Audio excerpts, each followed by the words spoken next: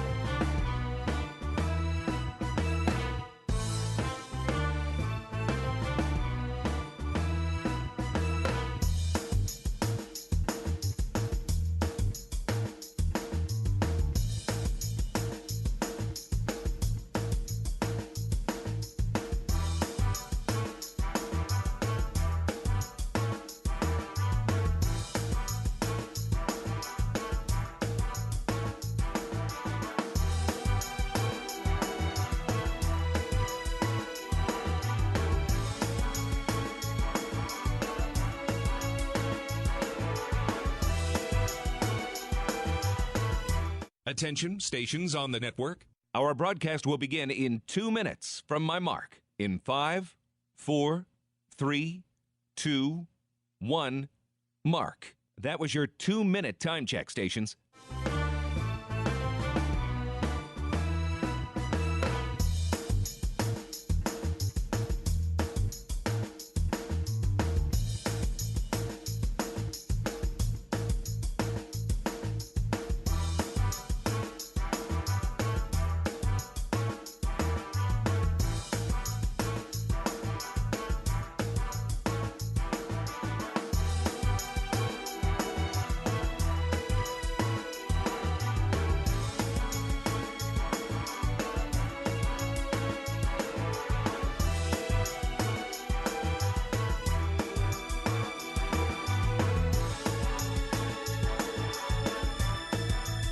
Attention, stations on the network. Our broadcast will begin in 1 minute from my mark. In 5, 4, 3, 2, 1, mark. That was your 1-minute time check, stations.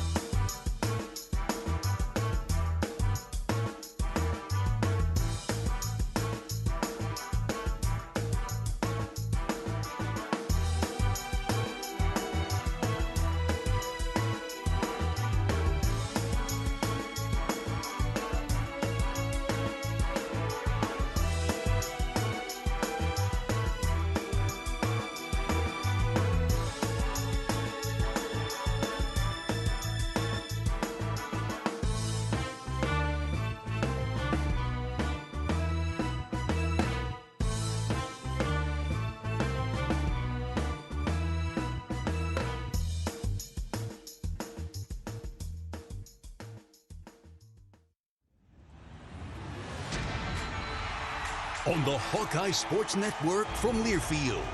This is Hawkeye Baseball. Iowa Hawkeye Baseball is brought to you by Bud Light, proud sponsor of Hawkeye Athletics. Easy to drink, easy to enjoy. Hy-Vee, where there's a helpful smile in every aisle. Iowa Corn. You might think Iowa just grows corn, but the truth is, corn grows Iowa. Brought to you by Iowa's corn farmers of the Iowa Corn Growers Association and the Iowa Corn Promotion Board. Also brought to you by Oak Knoll Retirement Community and by University of Iowa Healthcare, changing medicine, changing lives. Hawkeye Baseball is on the air. From downtown Peoria, Illinois, it's time for Iowa Hawkeye Baseball. Live from Dozier Park, the Hawkeyes get set for a midweek contest against the Bradley Braves of the Missouri Valley Conference. Good afternoon and welcome to the broadcast booth. I'm the voice of Iowa Baseball, John Leo. A quick 2.5-hour drive across the Mississippi, and here we are in Peoria, ready for the season's first meeting against Bradley. The Hawkeyes are 15-11 after a tough weekend at home against the nation's best team, UCLA. Bradley is 5-22 and has lost 6 in a row. But the Braves are getting back a few of their star players, including a sophomore pitcher who will be making his season debut today. With a crucial series against Minnesota looming, Iowa looks to get back on track against Bradley today. Cole Moore gets the start as one of Iowa's stud freshman arms, and it might be the warmest game Iowa has ever played here in Peoria against Bradley. The wind is blowing out to straightaway center. It's humid, it's muggy, and the temps are in the upper 60s today. We've got some storms in the area. Storms rolled through this morning, more storms later on tonight, and so we had to move the game up to a 3 o'clock first pitch for this one. That's why we're on the air early at 2:30 today. So we're dodging some storms, and man, does it feel like one of those stormy Midwest days when it's humid, it's muggy, the skies are cloudy and kind of overcast, but the sun's peeking through, the wind is blowing out of the south, and for the first time ever, we didn't bring our coats to Peoria. It's warm. It is not cold like it typically is when we come over here to play Bradley. Coach Heller goes for win 400 at Iowa this afternoon, as it's the Hawkeyes and the Braves. It's Iowa and Bradley live from Dozier Park in downtown Peoria, with first pitch coming up in just over 30 minutes. Iowa was swept by UCLA at Banks this past weekend, a series of opportunity, but the Bruins were just too darn good. There were some highlights, though, to relive from the weekend. Iowa stepped up in some key spots, but just not enough to get it done against the Bruins. Let's hear some of the Hawkeye highlights. Top of the order on deck for the Bruins. That's where the action has come from, the top half of the order. Next pitch, swing and a miss. Bleeker struck him out. 5 in a row now for Jaron. He's carving up this UCLA offense. 3-1. High fly ball hit into left. Narrett coming forward. It's a long run for Joey. Schulte's going back, and Schulte makes the catch at the very last moment for the second out of the inning. Free set, the pitch. Strike 3 called. He went with the spinner, and he got him on the corner. This is hit well to right. Wind pushing it back. Right fielder back. Track. Wall. Gone. Mitch Wood, 2-run shot. It got out of here to right. Just what the Hawks needed. 3-2 pitch to Gasparino. Here it comes. Popped him up. Right side, Wolf giving it a look. He's in foul ground. Caleb still running over near the half wall, and he caught it. He made the catch as he crashed into the clubhouse. Wolf hung with it. Tough play for Caleb, and he got it. And the first pitch from Olivo is lined right to Mitchell. He caught it. Flip to second. The force is there. Double play. And now they say that Mitchell has dropped the ball. And we're going to have, is this a triple play? This should be a triple play, shouldn't it? Mitchell dropped the ball. Everybody's out. Time called. Mass confusion here. Last couple days. Risley hits this a ton deep to left. It's a no-doubter for Risley over the wall. A 3-run home run for Miles Risley. He got all of that one. It's 12-4. I bet Gable doesn't take too many pitches. Swings at the first one, hits it high to right field. Brennan is back, track, wall, goodbye. 2-run shot for Gable Mitchell, and it's 12-6. First pitch swinging, 97 in, 100 out. Ultimately, Iowa was swept by UCLA over the weekend. Friday's game was a tight one, 5-2. The Hawkeyes lost to UCLA. Bruins got out to a 5-0 lead through the middle innings. Jaron Bleeker gave the Hawks a good start, went 4 innings, gave up 7 hits and 5 runs. Maddox Freeze was lights out of the Hawkeye bullpen. He went 5 scoreless for Iowa. The Hawkeyes scored 2 runs in the 7th to tighten things up, but couldn't overcome the Bruins' stellar lights-out pitching, and UCLA won the opener 5-2. And then Saturday got away from the Hawks a bit, 19-0 in 7 innings. UCLA won that, and then 14-6 to close out the weekend as the Bruins came into Iowa City and won all 3 games. Right now in the standings, Iowa is 15-11 overall, 3-6 in the Big Ten, tied for 10th in the league with Michigan, Northwestern, and Penn State. Michigan State, Minnesota, Maryland, and Indiana still below the Hawks. Minnesota is Iowa's next opponent out of the league at Banks coming up this Easter weekend. The Gophers are 2-7, so that's a huge series.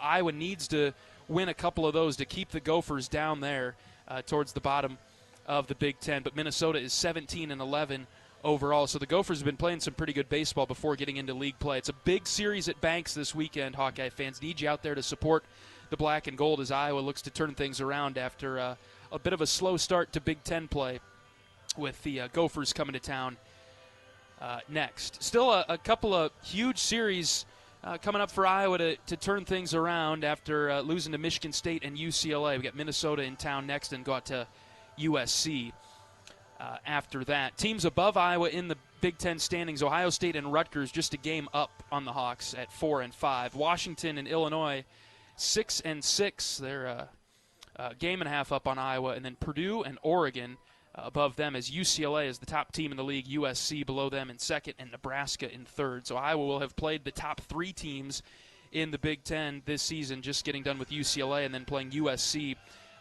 in a couple of weekends, and then Nebraska towards the end of the year. Don't play Oregon this year, but get Purdue and Illinois, and then a couple teams towards the bottom of the league. Iowa needs to take care of business and looking to right the ship today against the Bradley Braves, who are 5-22 overall. It's a day for maybe Iowa's pitching to get back on track, get that confidence back up as the Hawks will go with their midweek pitching style, pitching format with Cole Moore getting the nod to start things for Iowa today.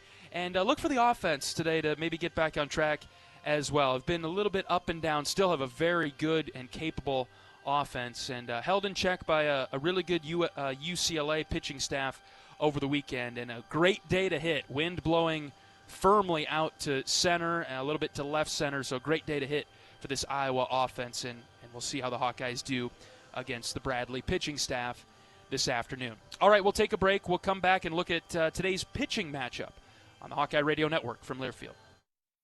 At MidAmerican Energy, our 1.6 million customers depend on our energy 24/7. That's why we work 24/7 to deliver the safe, reliable energy you need. To keep our 99.9% reliability record, we're enhancing our technology, improving resiliency, and investing in critical infrastructure. We're generating power from all available resources to cover any increases in demand. And we're innovating to ensure you always have the energy you need. MidAmerican Energy, obsessively, relentlessly at your service. Hello, Iowa. Here's a promise. Wherever you are in this great state, University of Iowa Healthcare is here for you, even if you never walk through our doors. Educating, caring, leading research, sharing our expertise with all. Because we believe that UI Healthcare is here to make all of Iowa better. UI Healthcare, changing medicine, changing lives. Visit uihealthcare.org. If you love great Hawkeye stories, don't miss the Fight for Iowa podcast with Gary Dolphin. Each week, Dolph brings you in-depth conversations with the athletes, coaches, and community members who define the Hawkeye spirit. From big moments to personal journeys, it's the stories that make Iowa special. Catch new episodes every week. Search Fight for Iowa wherever you get your podcasts. You asked for all the extreme internet performance at an all-in price, and we listened. Get 1 gig internet with a 2-year price lock and everything included. Unlimited data for non-stop streaming, powerful Wi-Fi for enhanced coverage, built-in online threat protection, and internet equipment. All for just $65 a month for 2 years. It's the extreme 1 gig internet deal you asked for. Call 844-4FASTER or visit extreme.com for details. Offer available to new customers only. Price doesn't include one-time charges, tax, and government fees. Iowa and Bradley from Dozier Park in downtown Peoria this afternoon. The first meeting of the season between the Hawkeyes and the Braves. Let's take a look at today's pitching matchup. First, we'll go with Bradley as we'll see Josh Vaughn, right-handed sophomore, pitch for the Braves today. It'll be his season debut. He made 13 appearances last year, a 1-3 record. He made 8 starts, an 8.19 ERA for Vaughn a season ago. 40 2/3 innings pitched, and struggled with command a bit. 38 strikeouts and 30 walks. He had 8 wild pitches and hit 4 batters, so more freebies there than strikeouts. Gave up 4 home runs, 9 doubles. Opponents batted .313 against Vaughn, who will get the start today. The coaching staff at Bradley pretty high on him, though, and so we'll see how Vaughn looks today. He was a weekend guy, a starter for the Braves last year. Didn't make it in through 6 innings for the Braves last year, but gave him some solid starts, 4 or 5 innings in his appearances, especially once they got into Valley play. And so he'll go for the Braves today. Cole Moore is Iowa's starter. He's been one of the more steady freshman arms that the Hawkeyes have leaned on this year. It'll be his 10th appearance, his 3rd start. He's been a midweek guy for the most part. Did pitch against UCLA this past weekend. And he threw 2 innings, gave up no hits. He walked 1 and struck out 1 against the Bruins. He was solid in the 14-6 loss on Sunday. He started the midweek game against Illinois State last weekend. Clean inning to get us started. Had a strikeout, no hits, no walks in an inning pitched. And so Cole will get the start today for Iowa in the midweek game. A 2-0 record with a .360 ERA, 10 innings pitched, 8 hits, 4 earned runs, 10 strikeouts, and 5 walks. He's faced 45 batters on the season for the freshman right-hander who's been very steady, and he'll look to give Iowa another good start in today's midweek game against Bradley. The Braves are 5-22. This will be just their 4th home game of the season. They're 0-3. Spent a lot of time on the road. They're 5-19 on the road. 0-3 here at home, a team that bats .238. Not a ton of pop or power in this Bradley Braves lineup. They're struggling a bit offensively.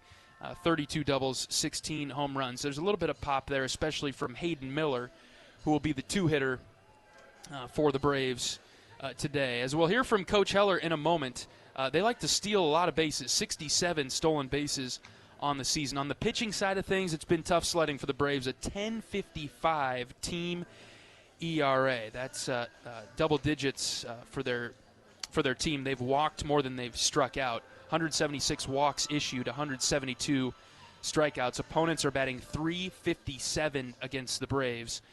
And so opportunity here for Iowa to get right against Bradley. Still need to show up and play. You hear Coach Heller talk about it all the time. It doesn't matter the name on the uniform of the opposing team. Iowa needs to come out and take care of business and handle themselves appropriately.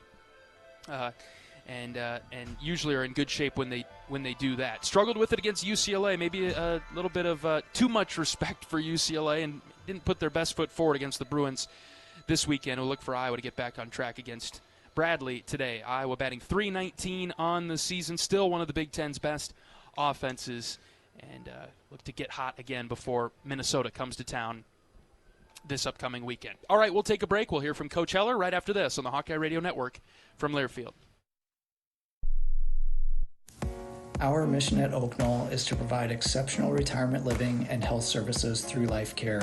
I'm Steve Rowe, CEO. We are a not-for-profit life plan community and have served the Iowa City area for 58 years.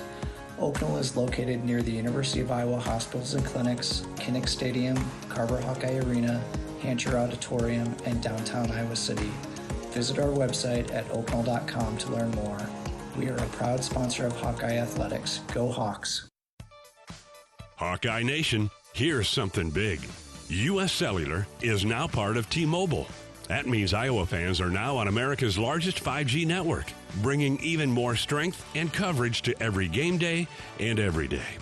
As the official wireless partner of the Iowa Hawkeyes, we're proud to power every call, every post, every celebration. U.S. Cellular and T-Mobile, better together. The silly moments, the proud moments, even the hard moments. They're what make life remarkable.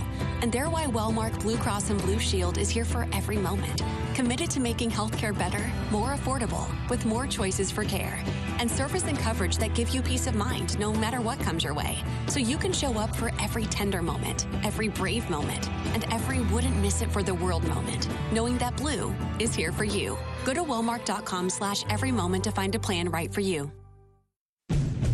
Want all the benefits of a new Honda for a fraction of the price? It's not a dream. It's a dream deal. Get 0.99% APR financing on certified pre-owned Honda Civics, HRVs, CRVs, and Passports. Backed by Honda's 7-year, 100,000-mile warranty. Every certified pre-owned Honda goes through a 182-point inspection and is reconditioned like new. To get 0.99% financing on certified pre-owned Hondas, search your local Honda dealer today. See dealer for financing details for well-qualified buyers. Offer ends 4/30/26.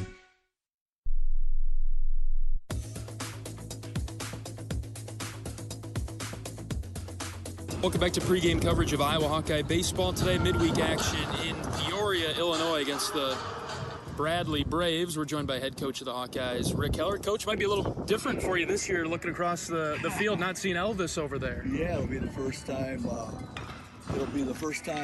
Playing Bradley without Elvis Dominguez as the coach. And you know, Elvis was at Iowa for a while early in his career, and competed against him a lot over the years, and certainly going to miss him.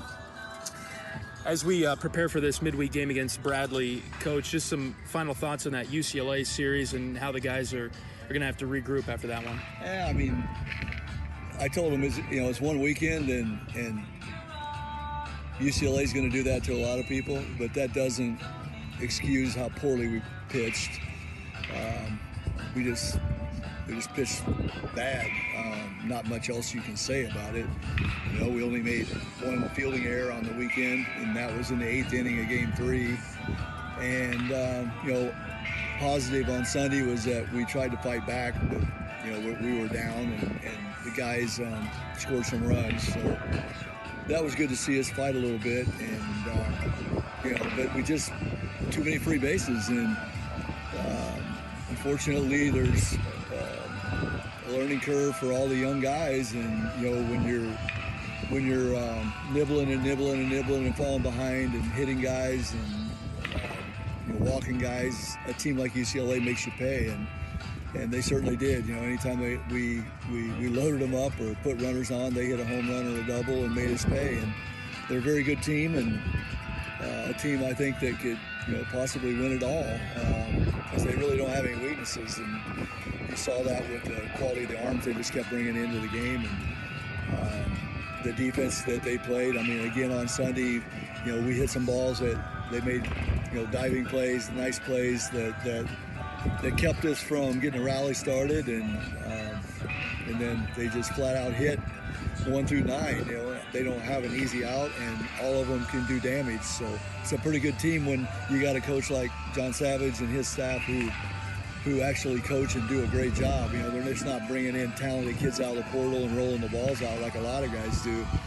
That team won 18 games 3 years ago, but he stuck with the guys, and everybody was thinking, geez, UCLA's terrible, but and you see what the development can be when the kids stay and the kids don't jump in the portal and leave, and you have good coaching staffs that actually knows how to develop players. And there you go. You've seen it this weekend. That team was, just a short 3 years ago, won 18 games and lost 30 or whatever.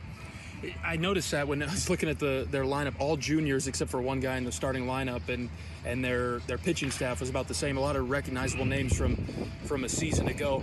As we look ahead to the rest of the Big Ten season, Coach, Minnesota coming to town this weekend, which will be a really big series now. It always is against the Gophers, but this one even bigger now with the way that they played against Ohio State. No, it will, because they were off to a really good start and playing well, and they have some older guys, and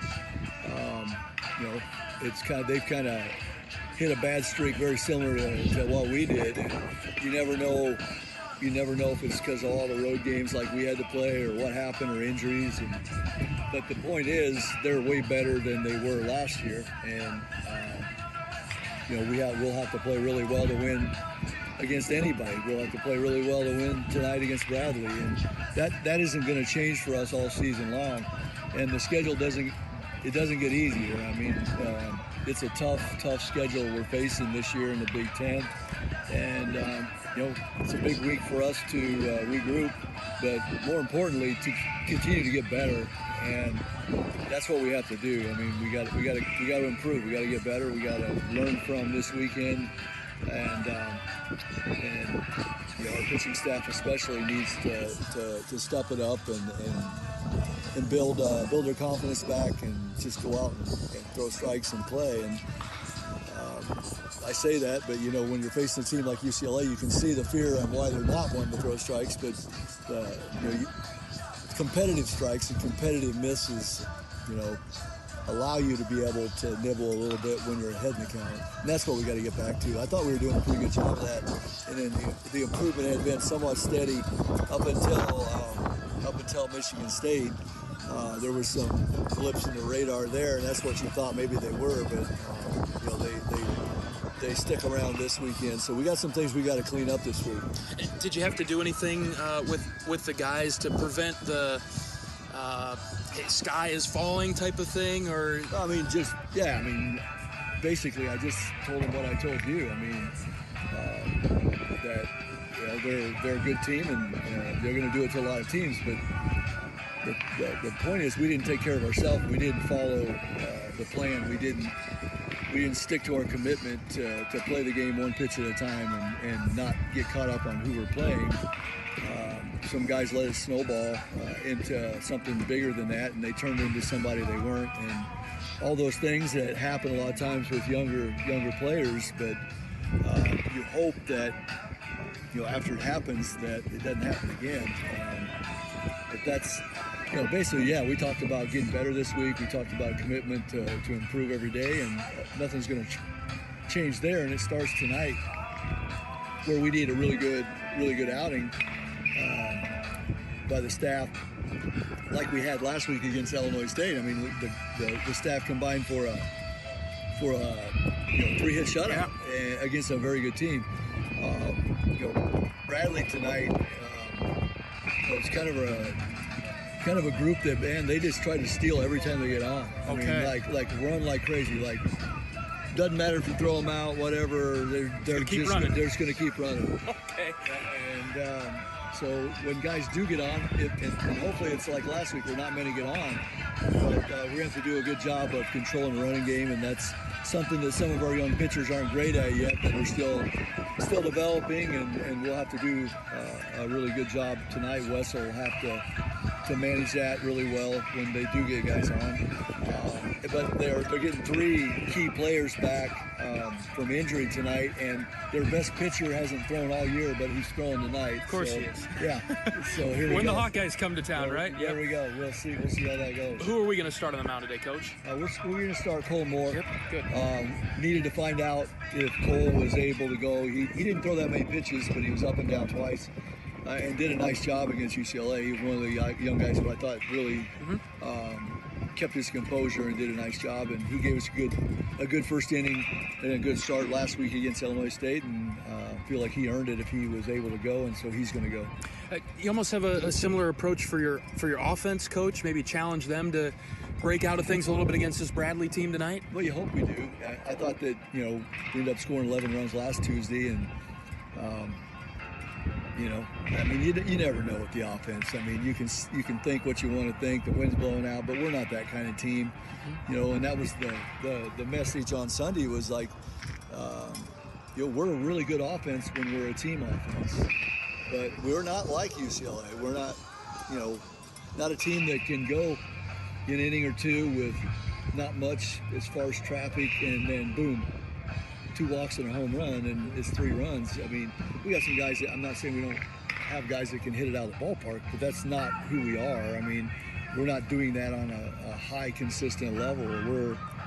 We're a team that needs guys to get on base and pass the baton and put pressure on people and run the bases well and play the short game well and continue to do that inning after inning after inning. And a bad day is, you know, you're still working 10 pitch at bat and fouling balls off and getting the pitch count up and moving runners, and we've just had too many empty spots in the lineup. You know, we'll have a game where 6 guys have great games that way, really good positive at bats, and then 3 spots where it's just empty, you know, all negative, no positive at bats, and that's been that's what's been holding us back a little bit lately, is just the lack of production in certain spots in the lineup. At bat after at bat after at bat. Do you go with your standard lineup today, Coach, and let them get hot again, or do you throw some other guys in there to get them some action? We'll go with our normal lineup. You know, we really don't have a major different lineup. The big question is, you know, what you do at the DH spot. You know, you got multiple guys that you want to see out there, but because of defensive liabilities or whatever it might be, that you're limited on who you can put into that spot. You know, third base, whether it's Ben Swales or Jason Frost, one of those guys has to get going. I mean, or we're going to have to think about flipping some guys around. And I hate to, because, you know, you say you move Gable to third and move Caleb Wolf over to second, then you could potentially use Delgado or Wood or even Geffrey at first, but you're weakening 3 spots defensively to gain 1 spot in the lineup, and we just need to get them going because they're certainly capable, yes, more than capable, and you know, Ben is, because he's been hurt a lot and he's still not 100%, but Jason needs to get it going and start coming out of it, and that makes our team a lot better. And today's the big question mark with the wind blowing out like it is and really warm, at least for the first part of the game, is do you go with Ziegler, do you go with Wood, or do you go with Delgado? You know, and Jay-Z has done a really nice job when he's been in there, especially in the midweek games, and he can bring more than one dimension to his game. You know, if he's on base, he can steal bases. He can run, yeah. Yeah, and he can put pressure on people in different ways. So anyway, that's the story today. Is this the warmest it's been, Coach? I can't remember getting this warm at Bradley. I've never been warm here. Never, not once. Well, since I've been at Iowa, that's not true, because we played here the first year the park opened, and we were here for their finals. Okay. You know, for their graduation weekend, and it was actually warm that week. I didn't bring a coat. I didn't know what to do. I brought it anyway, just in case. Yeah. I know how cold their dungeon type dugouts are. That's right. All right, Coach. Good luck against Bradley today. Thanks. All right, thanks, John. Head coach of the Hawkeyes, Rick Heller, on our pregame show from Dozier Park in Peoria, downtown Peoria, Illinois, the home of the Peoria Chiefs. We get set for first pitch, midweek action, Iowa and Bradley, coming up when we come back on the Hawkeye Radio Network from Learfield. You might think Iowa grows corn, but the truth is, corn grows Iowa.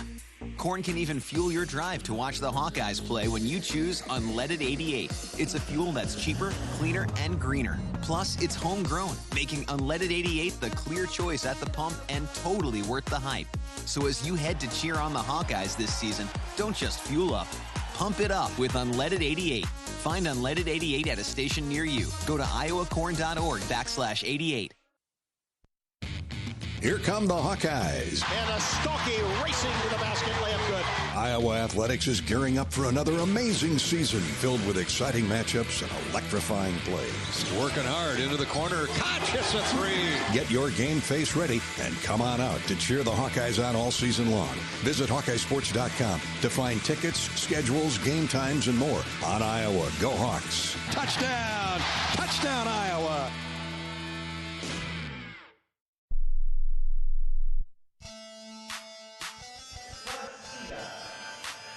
Welcome back to Dozier Park in downtown Peoria. It is Iowa and Bradley this afternoon, meeting for the first time this season. Bradley will make the return trip to Iowa City in just a couple of weeks, April 14th, a Tuesday.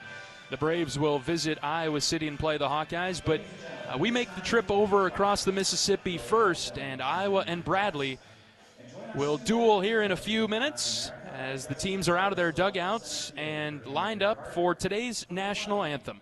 We'll step aside and we'll be back with starting lineups and first pitch when we return on the Hawkeye Radio Network from Learfield. You power your day with passion and purpose. It's the same for Alliant Energy. We're modernizing the grid, blending new, renewable, and traditional energy sources to meet growing demand safely and reliably. We're rising to the challenge to meet your energy needs today and for generations to come. Visit AlliantEnergy.com/poweringbeyond to learn more. You're a Hawkeye. You named your dog Kinnick and your cat Herky. Your morning alarm is back in black. Yep, you're a Hawkeye. And now it pays to be a Hawkeye with a Hawkeye account from Community Choice Credit Union. Low fees and great perks, plus Iowa exclusives like your choice of a Hawkeye-powered Visa debit card, Iowa merchandise, and exclusive giveaways. You've spent more time at Finkbine than you have at your office, so we know you're a Hawkeye. Now make it pay with a Hawkeye account from Community Choice. Learn more at HawkeyeAccount.com.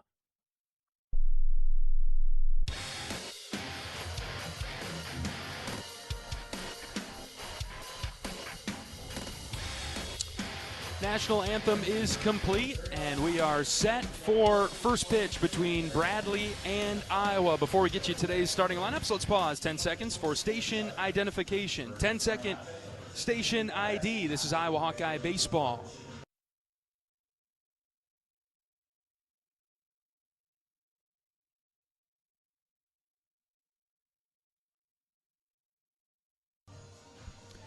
The Hawkeyes are the road team today and will bat first against the Bradley Braves. Iowa at 15-11 overall on a three-game losing streak, looking to snap that today against the Braves. Here's the starting lineup for the black and gold. Gable Mitchell will lead things off and play second base. Caleb Wolf moves back up and will bat second and play first. Miles Risley down a spot, playing center field, batting third. Middle of the order, a lot of power here. Carter Geffrey, the catcher, will bat in the cleanup spot. Joey Narrett in left field will bat fifth.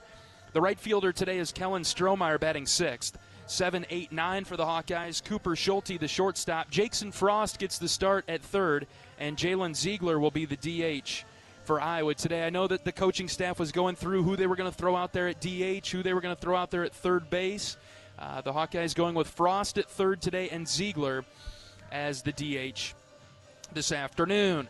Josh Vaughn is the starting pitcher for Bradley. Right-handed sophomore, Vaughn making his season debut. He has not pitched this year. He was pretty active a season ago as a freshman. Vaughn made 13 appearances. 8 of them were starts. He went 1-3 with an 8.19 ERA. 3.13 was the batting average against Vaughn, right-handed pitcher for the Braves. Did not pitch against Iowa a season ago. I thought the name was familiar, but he didn't pitch against the Hawkeyes in the pair of meetings that Iowa and Bradley had last year. Gable Mitchell will lead things off, batting .410.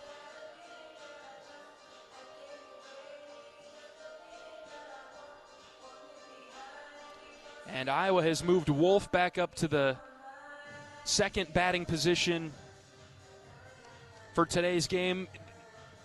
We had said early in the season it was Mitchell and then Wolf, two lefties right off the rip.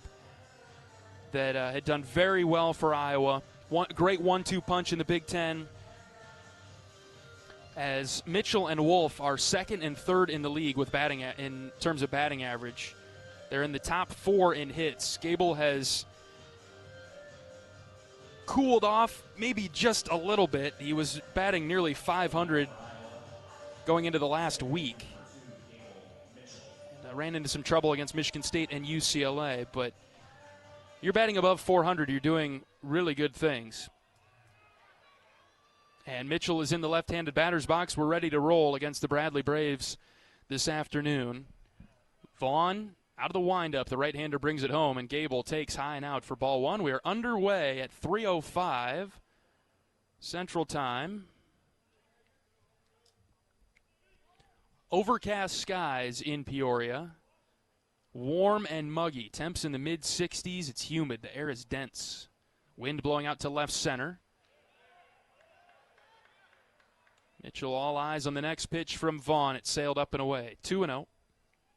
Gable batting .410, second in the league. Mitchell and Wolf are sandwiched by a couple of Nebraska Cornhuskers in terms of batting average, leaders in the league. 2 balls, no strikes. The pitch to Gable. High, ball 3. Vaughn fell funny off the mound. And it's 3-0. As a team, Iowa batting .319, still atop the Big Ten. Nebraska and Purdue, the 2 teams below the Hawkeyes, making up the top 3. 3-0 to Gable. He took it right down the middle. Red light for Mitchell.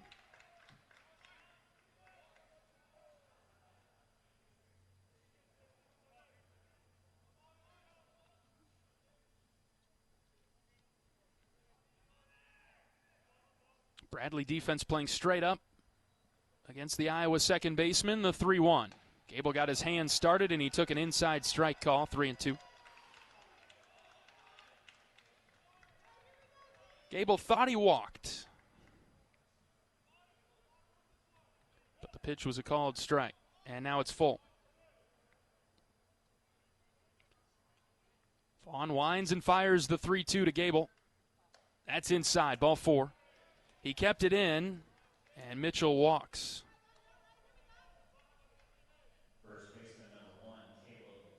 Good start for Iowa as Mitchell walks. And now we'll go back to the original starting lineup at the beginning of the season, Mitchell and then Wolf. Iowa hasn't gone with this 1-2 punch since the Oregon State game. Final game of the non-conference portion of the season down in Frisco, Texas, at the beginning of the month, March 1st. Hasn't March flown by? Wow. Iowa and Oregon State on the first day of the month. Oregon State won the game 4-3 down in Frisco. Now on the final day of the month, Iowa away from Iowa City, taking on Bradley to wrap up the month.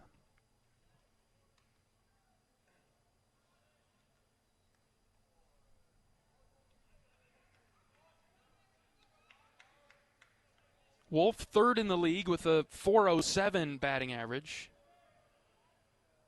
On base percentage of .458, standing in the left-handed batter's box. He's taken a couple of pitches out of the zone, both of them high, and it's 2-0.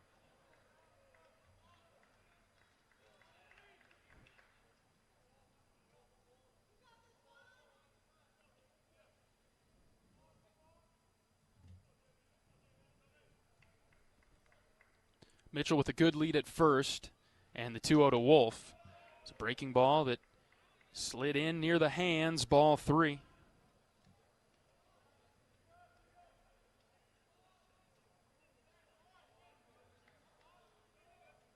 Iowa won here last season, 13-3 in 7 innings, almost a year ago to the date. And Wolf walks on 4 pitches. First 2 batters are on for Iowa right away in the first. It was 13-3 in 7 innings on April 1st. And then Iowa beat Bradley 12-5 in the return trip.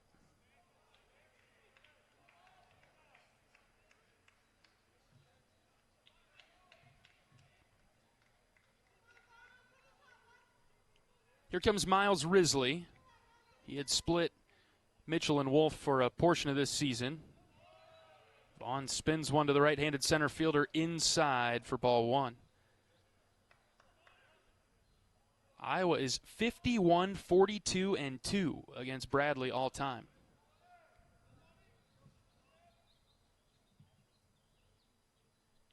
Next pitch to Risley, caught the inside corner. 1-1, nobody out, runners at first and second for Iowa.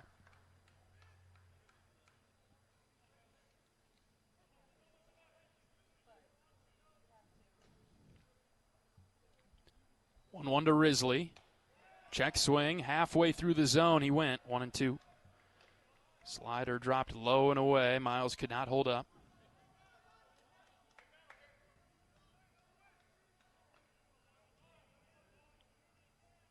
Iowa has won 6 in a row against Bradley. Ball and 2 strikes. The pitch, high and away.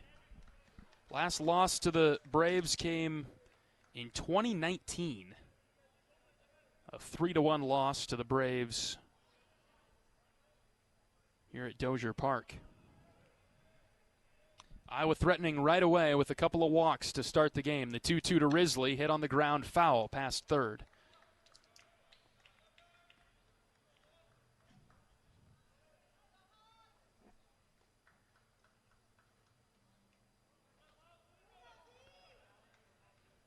Justin Dedman is the head coach of the Bradley Braves.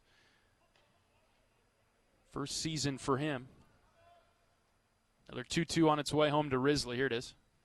That's high, above the eyes, full count. After Elvis Dominguez retired last year, good friend of Coach Heller's, and Elvis was part of Iowa's staff. Our sports information director, Sam Bosler, is digging up older photos from when Elvis was on Iowa's staff. 3-2 is in the dirt, 3 straight walks. And they're loaded up for Big Cat, Carter Geffrey. Of time called, Bradley will have a mound visit here.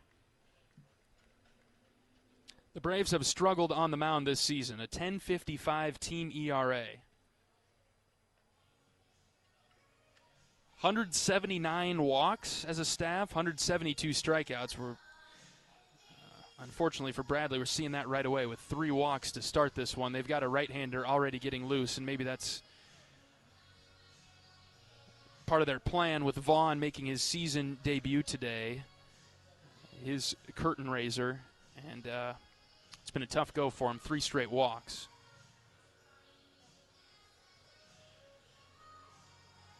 Iowa hasn't seen much to hit as the Hawks have the bases loaded and nobody out. And Geffrey will come up, the freshman, redshirt freshman catcher from Ames. Geffrey looks the part, muscular build, and has a bright future as part of this program. Was 4 for 5 in his Iowa debut against Michigan State a couple of weekends ago. Picked up a double against UCLA this weekend. Batting .278, now 5 of 18. 2 doubles and a home run. He's got the bases loaded and nobody out in the first. First one to Geffrey. Breaking ball, stayed up and in.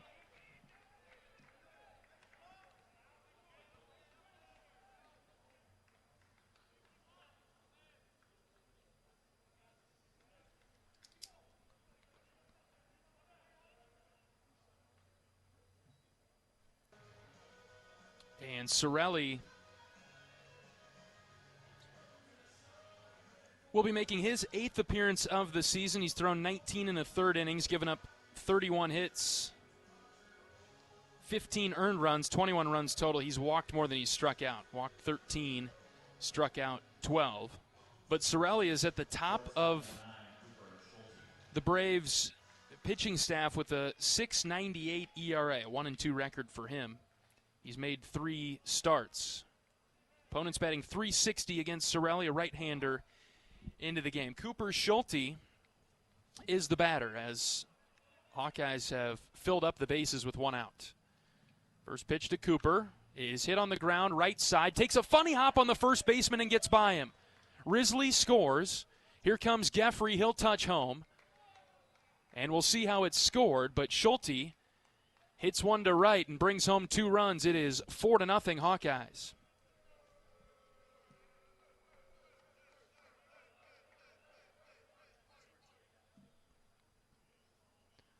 Two RBI single for Schulte. It hit off the lip of the grass in front of the first baseman. He was tracking over towards the line, what could have possibly been a double play ball. Took a funny kick on him towards second base and got into shallow right. Runners at the corners now for Iowa, and 1 out for Jackson Frost. 4-0 Hawks.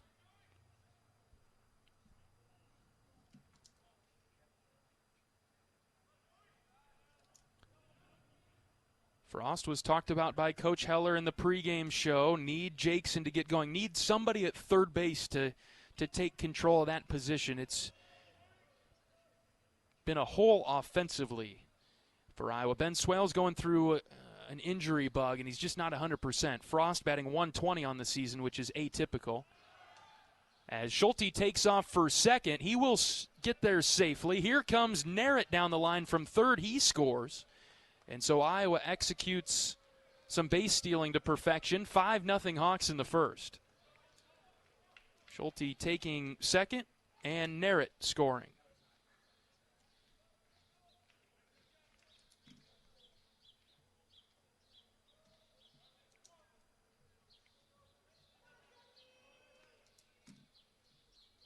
Frost the batter, and he swings over the top of the next pitch from Sorelli.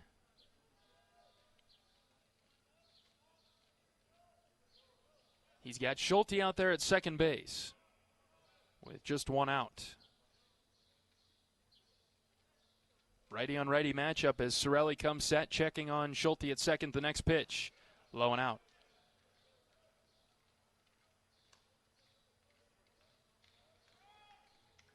Ball and 2 strikes on Frost. Jackson the 8-hitter. Jalen Ziegler on deck.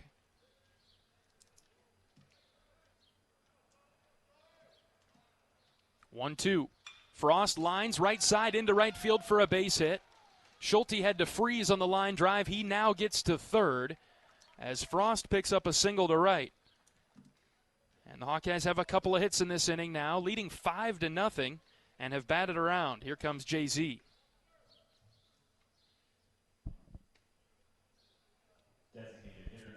Opposite field, good looking swing from Frost as he shot it to right.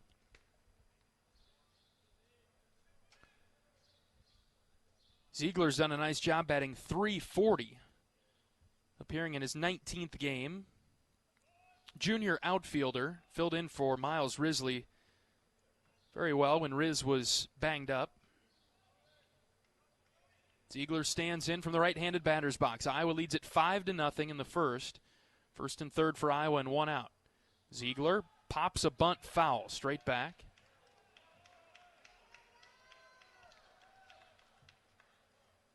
We've seen Iowa in this spot already today with runners at the corners, and the Hawkeyes were stealing, the double steal that scored a run. Ziegler thought about bunting, and he bunted it foul on the first pitch that he saw from Sorelli. Here comes the 0-1. That's high. Maybe a bit of a pitch out there from the Braves. Iowa has scored 5 runs on 2 hits in this inning. Started with 4 walks and a hit batter.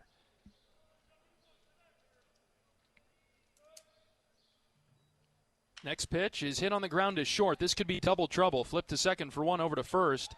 Double play. Nice turn there by the Braves middle infield. Rezai to Miller to Martinez. And the double play ends the inning for Iowa in the first. But it's a great start for the Hawkeyes. 5 runs across as we're through half an inning in Peoria. Cole Moore is out of the dugout, headed to the mound. He'll start for the Hawkeyes when we return on the Hawkeye Radio Network from Learfield. Our mission at Oak Knoll is to provide exceptional retirement living and health services through life care. I'm Steve Rowe, CEO. We are a not-for-profit life plan community and have served the Iowa City area for 58 years. Oaknall is located near the University of Iowa hospitals and clinics, Kinnick Stadium, Carver Hawkeye Arena, Hancher Auditorium, and downtown Iowa City. Visit our website at oaknall.com to learn more.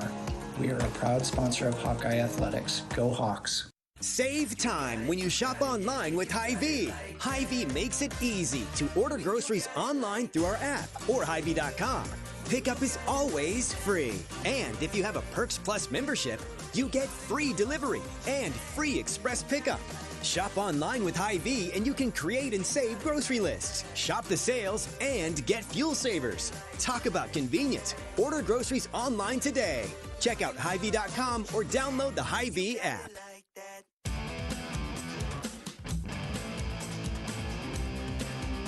Bottom of the first inning in Peoria. Couldn't have started much better for the Hawkeyes. 5-0 as Iowa plated 5 on 2 hits in the top of the first. Cole Moore has taken the mound. He's throwing some warm-up pitches.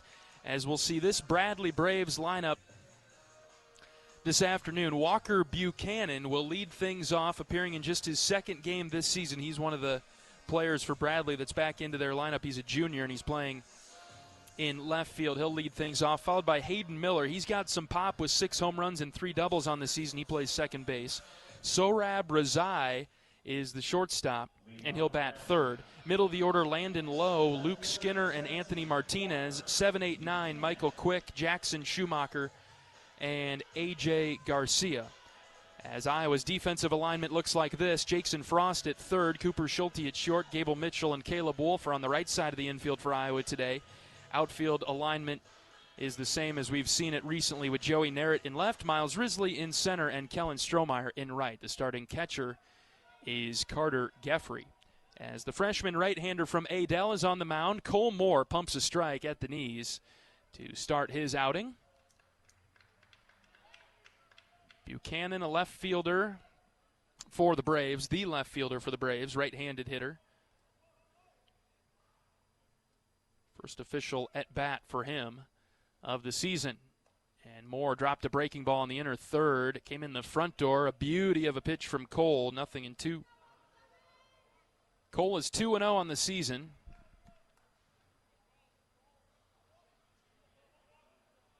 Has a couple of midweek starts. One against St. Thomas, and then last weekend against Illinois State. Last week, that is. Here's a high pop-up. Shallow left. Cooper Schulte looking skyward. And Schulte's got it for the first out.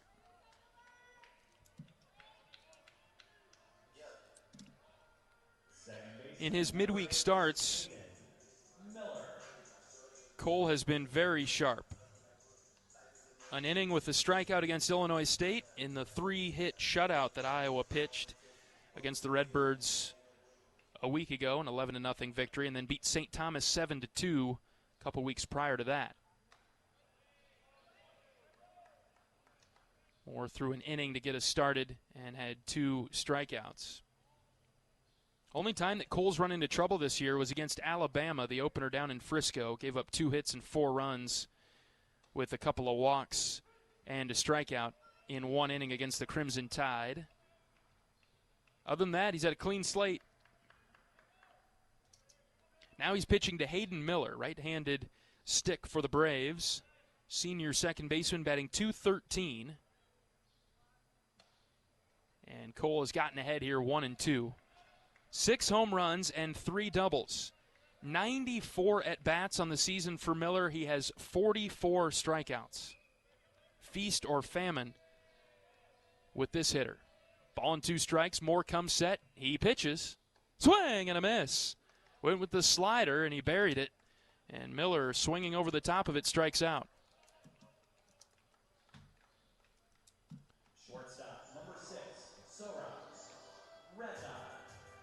Moore gets Miller, and so far is making quick work of the Braves in the first. Sohrab Razai is up for Bradley. Another right-handed hitter into the game. He's one of Bradley's best. .304 average. Junior shortstop. 24 of 79 on the season, 3 doubles, mainly a singles hitter. Has more walks than strikeouts. He's walked 18 times, struck out 17. He's got good discipline. 1-0 pitch from Moore. That's upstairs. 2 balls and no strikes. Cole very frustrated that he missed.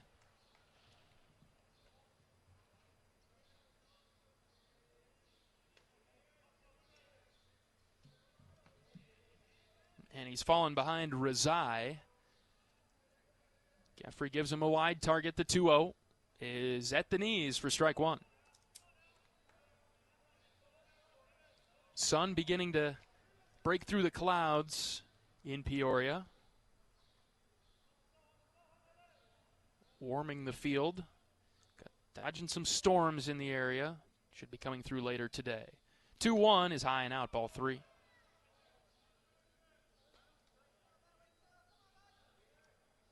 Iowa batted around in the first.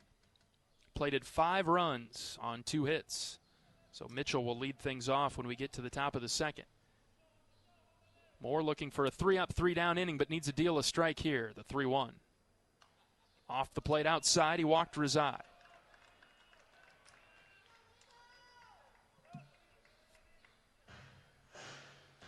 He was around the strike zone, but not in it. Right fielder, number 26, Landon Lowe. And a 2-out walk brings up Landon Lowe.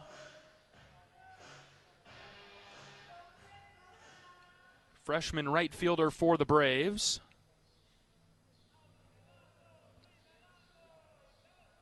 Batting north of 300 at 306. Talked to Coach Heller before the game. A lot of stolen bases for this Bradley team. They've got 67 on the season. Rezai at first base, he's got 8 of them. They run like the wind. Moore keeping a close eye. It's a huge lead over there at first.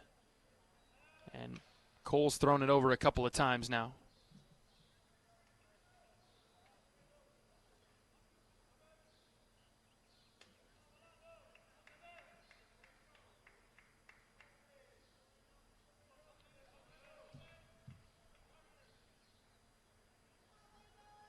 Still waiting on the first pitch. Here it comes from Moore.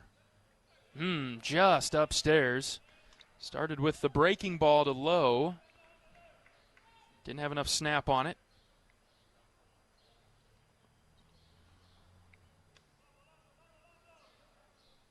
Rezai has a huge lead at first. 1-0 pitch. High again, ball 2.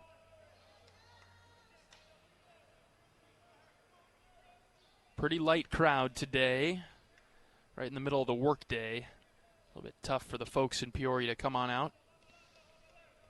Nice ballpark. Home of the Peoria Chiefs, St. Louis Cardinals affiliate. 2-0 from Moore. He got that one across, 2-1.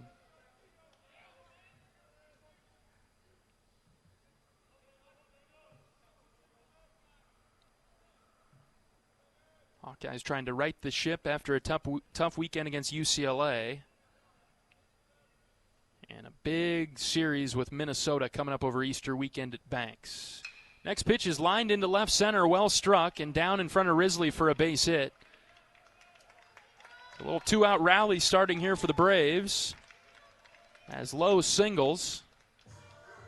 It's a high fastball from Cole, and he barreled it up. Third baseman, number 13, Luke Skinner. And now we'll see Bradley's best hitter, Luke Skinner, come up. Some adversity here for Cole. 2-out walk and then a single. Moore's a gamer, though. See how he responds with a couple runners on for the Braves in the bottom of the first inning. 2 outs. Iowa on top 5-0. Infield staying back with 2 outs as Moore delivers to left-handed hitting Luke Skinner, who takes strike 1. Good pitch from Cole to start. Skinner bats .340, sophomore third baseman, 17 hits and 50 at-bats. 4 doubles on the season. He's driven in 5. First and second for Bradley and 2 outs. The 0-1. He whipped the bender in there for a strike. 0-2. Buckled the knees of Skinner, and Cole is settled in now.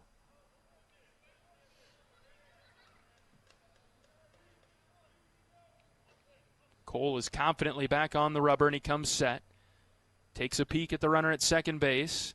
Spin and throw to second just to keep him around. Razai is back. Schulte snagged it. Don't mind that idea from Moore, and he made a good throw to second base. It's more to shorten the lead as the Bradley base runners are far off their bags. Here comes the 0-2. It's down and in, and it hit him. It hit Skinner in the foot. And Cole's having a little trouble closing out this first as the bases are now loaded for Bradley and 2 outs. First baseman, number 23, Anthony Martinez. After a pop-up to the shortstop, Schulte, and then a strikeout, Moore walked Razai, the 3-hitter. Gave up a single to Lowe, the cleanup man, and then hit Skinner just a second ago. Frustrating moment in the dugout there for the Hawkeyes as Wes Obermuller is out to the mound now to talk to his freshman pitcher and help him through this one. He was in a good spot against Skinner, and he overthrew the breaking ball, and it caught the left-handed hitter in the back foot.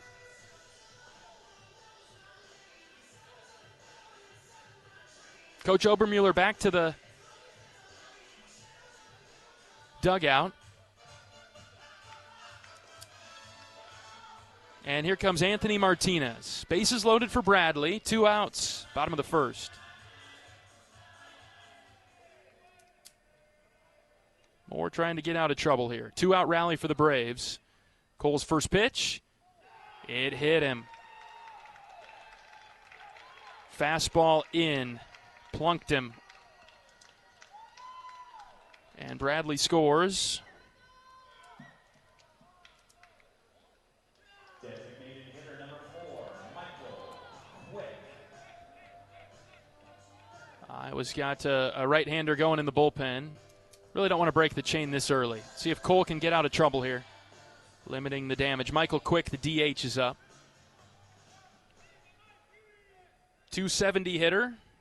Started all 27 games for the Braves. First pitch, high.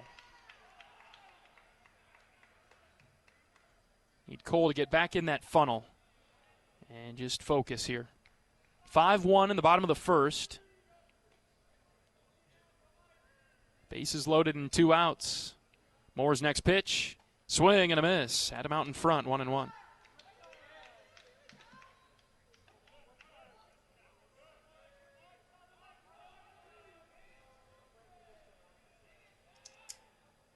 Quick with a couple of doubles and a home run this season. 10 runs batted in for the Braves. Stands in the left-handed batter's box. Moore's 1-1. Check swing. He didn't go. The pitch was very close, but just high and out.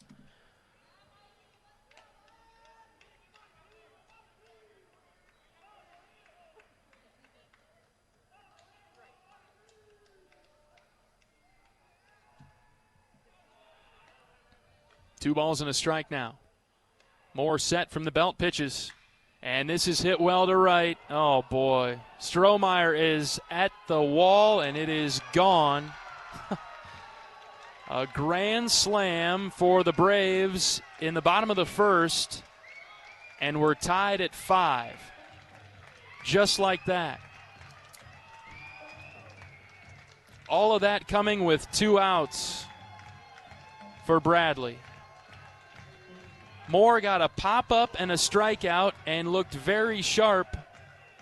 And then he went walk, single, hit by pitch, and then gave up a grand slam, and we're tied at 5. And here comes Coach Heller. New pitcher coming in for Iowa. We'll take a pitching change break and be back after this. This is Hawkeye Baseball from Learfield. The silly moments, the proud moments, even the hard moments. They're what make life remarkable. And they're why Wellmark Blue Cross and Blue Shield is here for every moment.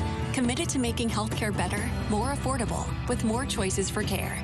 And service and coverage that give you peace of mind no matter what comes your way. So you can show up for every tender moment, every brave moment, and every wouldn't miss it for the world moment, knowing that Blue is here for you. Go to Wellmark.com/every moment to find a plan right for you. Save time when you shop online with Hy-Vee. Hy-Vee makes it easy to order groceries online through our app or Hy-Vee.com. Pickup is always free. And if you have a Perks Plus membership, you get free delivery and free express pickup. Shop online with Hy-Vee and you can create and save grocery lists, shop the sales, and get fuel savers. Talk about convenience. Order groceries online today. Check out Hy-Vee.com or download the Hy-Vee app.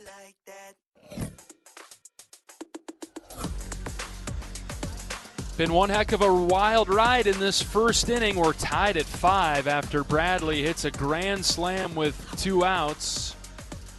And Cole Moore does not survive the first. Iowa goes to the bullpen and brings in Justin Hackett. Hackett into the game for Iowa, who will be making his 10th appearance of the season. It matches a team high, 14 2/3 innings for Justin.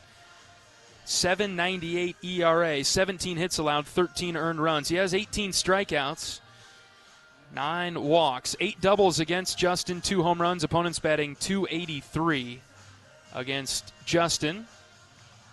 Hackett last pitched an inning of the third against UCLA on Saturday. Well, this game is strange already. Iowa scored 5 runs in the top half on just 2 hits. And Bradley says, well, we'll match you. 5 runs for the Braves in the bottom of the first on 2 hits. One of their hits, though, grand slam. And all of this with 2 outs. After Moore's start was stellar with a pop-up to short and a strikeout, and then just lost it. Walk, single, hit by pitch, grand slam. And so we'll return to all square now at 5-5 in the first. We might be here all day, folks. The way this is going. 10 runs on 4 hits combined. The 8-hitter Jackson Schumacher is up. He's the catcher, right-handed hitter. Hackett starts with a fastball up and away.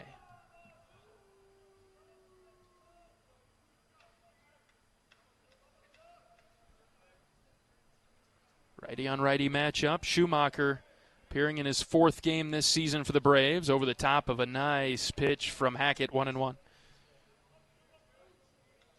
9 at-bats on the season for Schumacher. He does not have a hit. 6 strikeouts in 9 at-bats. Hackett from the stretch. He brings home the 1-1. And this is yanked into the left field corner towards the Bradley bullpen. Foul. Bullpens are in play here at Dozier Park.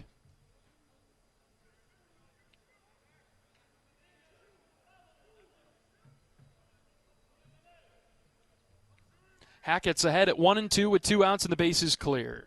Justin set and he pitches inside, 2-2.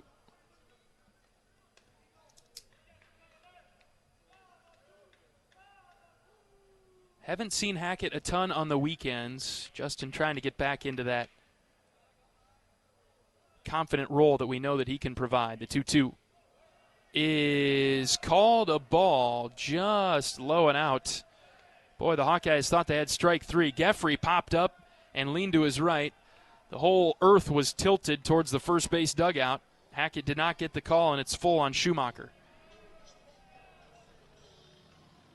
Justin's next pitch, high ball 4. Man, oh man. Didn't get strike 3 a moment ago, and then couldn't settle in and get Schumacher. So now the Braves will have batted around in this inning as A.J. Garcia is up. He's the 9-hitter.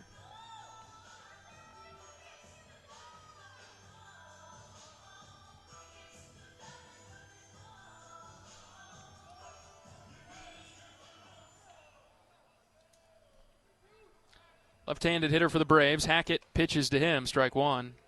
Little frustration there from Justin.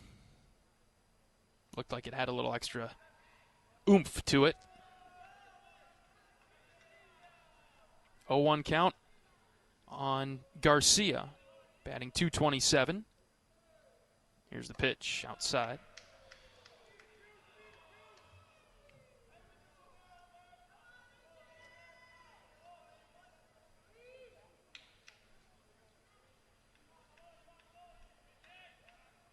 Garcia, transfer from Michigan. Remember him playing for the Wolverines.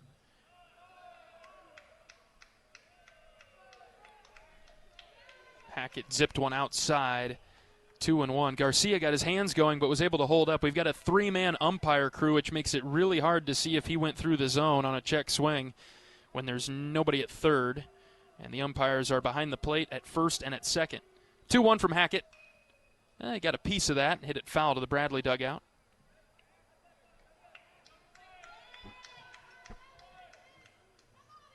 And now it's 2-2.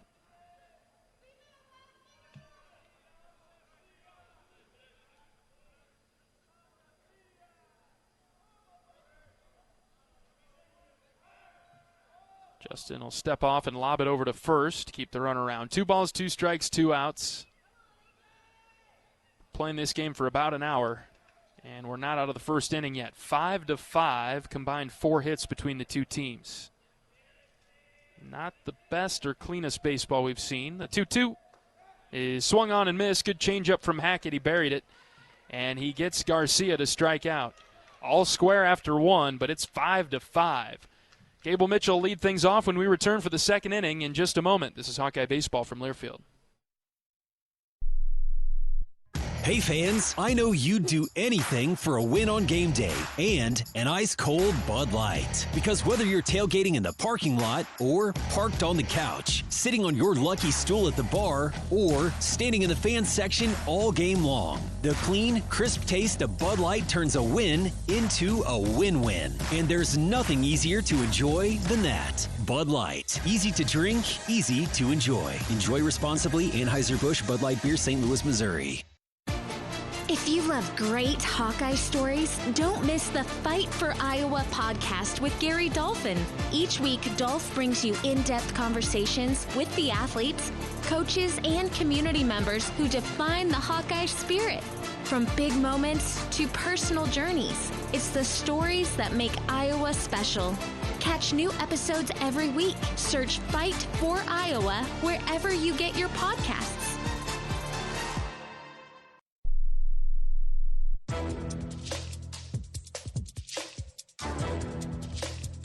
This copyrighted broadcast is an exclusive presentation of Learfield under the broadcasting rights granted by the University of Iowa. Reuse of this presentation is prohibited without the expressed written consent of the university and Learfield. Announcers are provided by Learfield and approved by the university.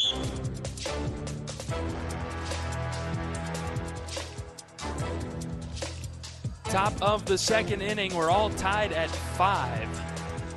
If that doesn't say midweek, I don't know what else does. As the offenses have been opportunistic today against some shaky pitching on both sides to start. Vaughn started for the Braves. He recorded 1 out. Didn't give up a hit, but 4 walks. Major part of his undoing. Gave up 4 runs. Sorelli, the pitcher for Bradley now. Moore looked much better in his start, but didn't make it out of the first after giving up a couple of hits. As Mitchell spikes one on the ground to short. Gable trying to get down the line to first, but he bounces out to Rizai to start the second.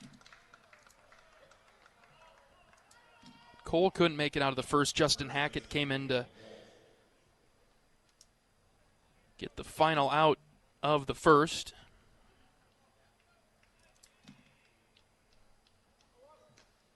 Caleb Wolf, the batter. His first look at Sorelli. Righty on lefty matchup. Caleb takes. Fastball just above the knees. That popped the mitt.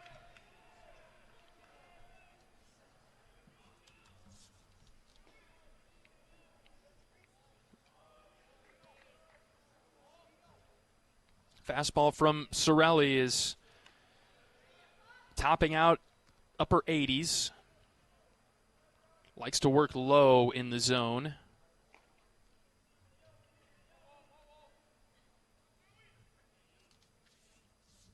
Works out of the windup from the first base side of the rubber. Here comes the 1-1.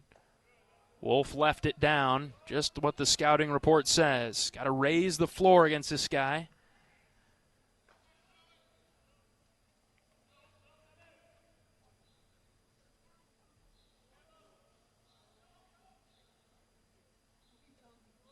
Next pitch to Wolf is outside, ball 3. He's worked a favorable count at 3-1. Caleb walked back in the first inning.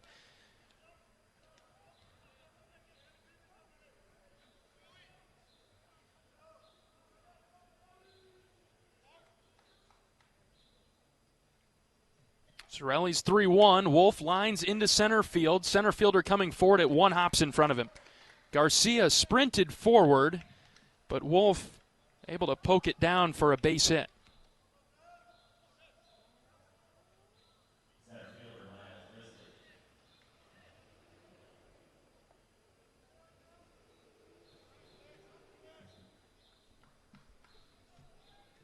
Iowa's 3rd hit of the game. And here comes Miles Risley. Wolf the runner at first and 1 out. First pitch to Riz, low and out.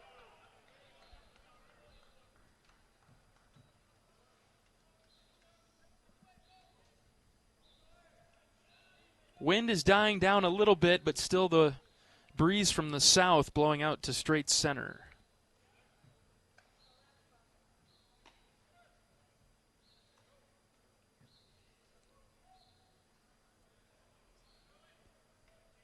Iowa's got a right-hander throwing in the bullpen. I think that's Logan Rundy down there.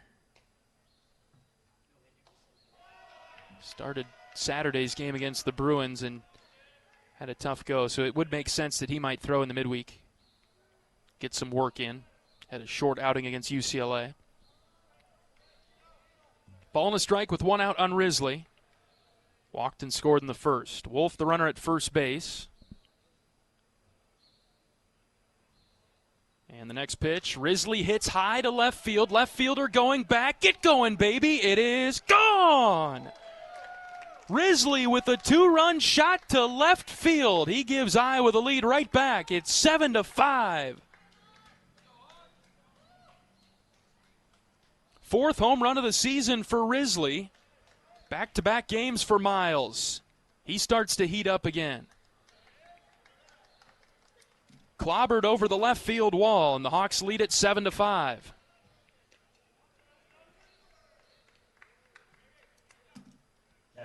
Good-looking swing from Miles.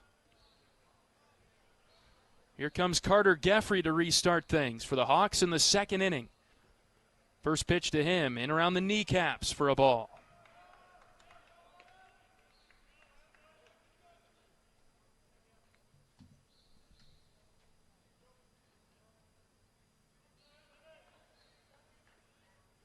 Sorelli delivers the 1-0, letter high. 2 balls and no strikes on Geffrey. Time called here by Bradley. This is their head coach. They're making a pitching change. He's seen enough of Sorelli. New pitcher coming in for the Braves in the 2nd. 7-5, Iowa with the lead after the 2-run home run from Miles Risley. And the Braves are making a pitching change. We'll take one of those pitching change bonus breaks and be back in a minute on the Hawkeye Radio Network from Learfield. Hawkeye Nation, here's something big. U.S. Cellular is now part of T-Mobile. That means Iowa fans are now on America's largest 5G network, bringing even more strength and coverage to every game day and every day. As the official wireless partner of the Iowa Hawkeyes, we're proud to power every call, every post, every celebration. U.S. Cellular and T-Mobile, better together. We love it when the Hawkeyes do their thing, because if there's anyone who can appreciate building a legacy, it's John Deere. We've been growing our team since 1837, recruiting the best thinkers, doers, and makers to craft innovations that outpace the competition. Because whether it's cultivating the earth with a tractor or reshaping it with a 40-ton excavator. The machines we build are building America. Nothing runs like a Deere.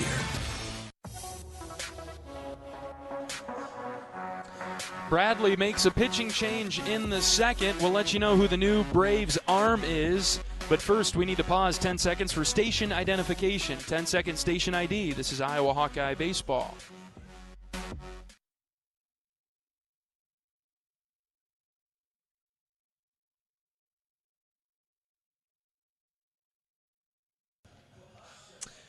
The Braves go to right-handed junior Brady Appel from Orlando, Florida.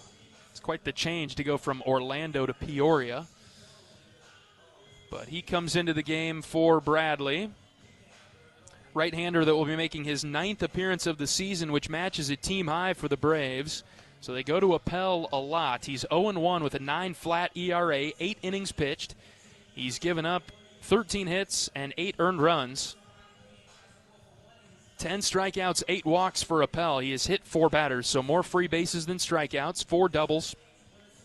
And opponents bat .325 against this right-handed reliever who last pitched 3 days ago against Murray State, went 2 1/3, gave up 2 hits, but had a scoreless outing and had a strikeout. So he's coming in with a little momentum for the Braves. It's 7-5.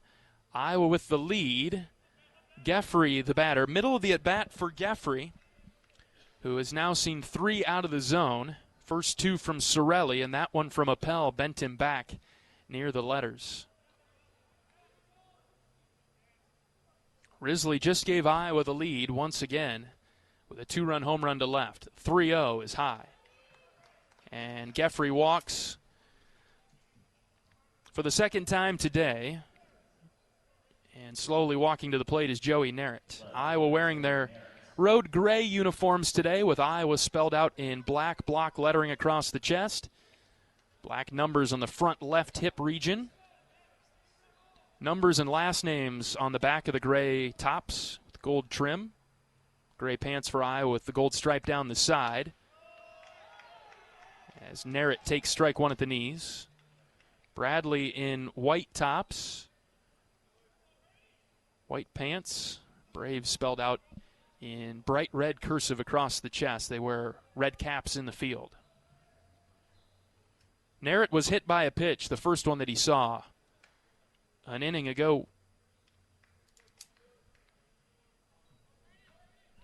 Senior left fielder for Iowa. Batting average has dipped below 300 now at .291. Third on the team with 20 RBIs. 10 doubles, 2 triples, 2 home runs. Laid off a pitch above the hands. Good take from Joey, 1-1.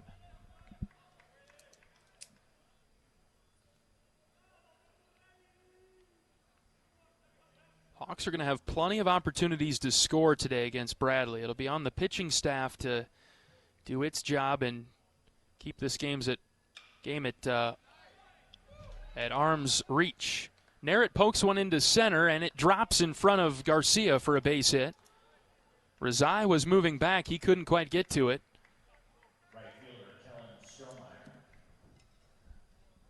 And so Narrett is on with a 1-out single. Mitchell led off the inning with a ground out. It's been a single, home run, walk, and single for Iowa since then in the second. Hawkeyes leading 7-5. And here's Kellen Strohmeyer. Struck out back in the first against Vaughn. Appel cannot get the sign from his staff, looking for a reset of the clock. There's some confusion going on here.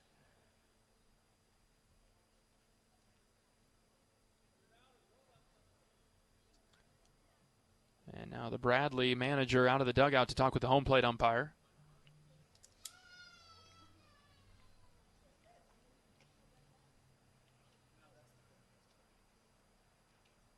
I believe they are saying a time violation on Appel here, and the Bradley coach is not pleased with that explanation. I don't think the umpire crew is budging.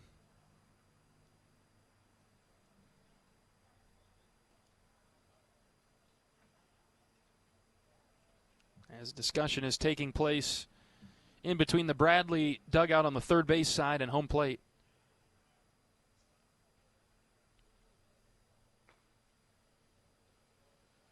Be the first time that it's a time violation, so it should be just a warning for Bradley if we've got it right up here.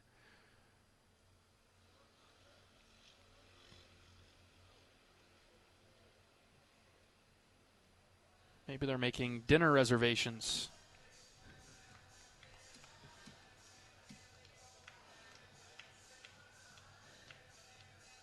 Still chatting.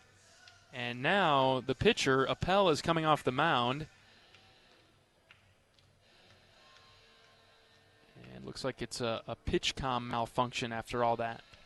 That would make sense, but the conversation beforehand needed some extra clarification somewhere. Looks like we're ready for play now. Strohmeyer back in the box. Appel back on the mound for Bradley. 7-5 Iowa in the second. One away for Castro.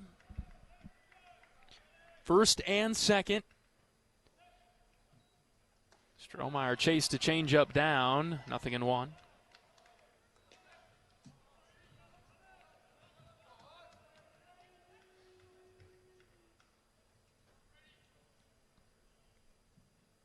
Short leads by the base runners for Iowa. They extend them now. The 0-1, Strohmeyer skies into shallow left center field. Rezai, the shortstop, goes back. He's drifting. He makes the catch.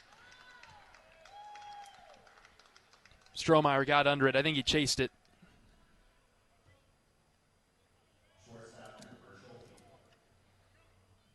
Two outs for Schulte.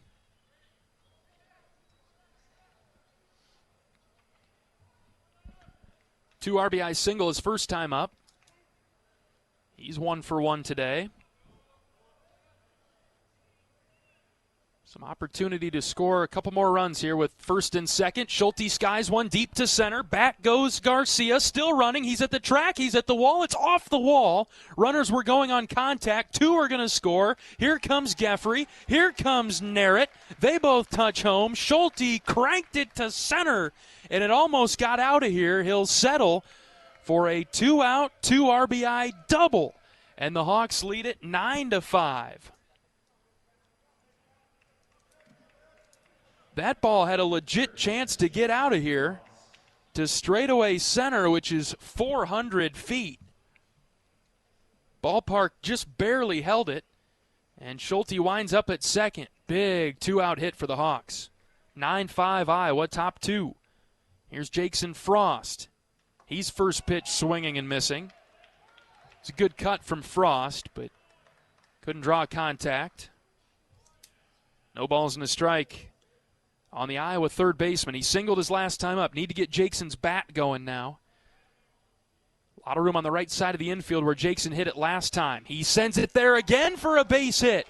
Coach Pearson is sending Schulte around third. Here comes the throw. Coop's there without a slide. He scores. Frost brings in a run with an RBI single to right, and Iowa's got Bradley doubled up again. It's 10-5 in the second.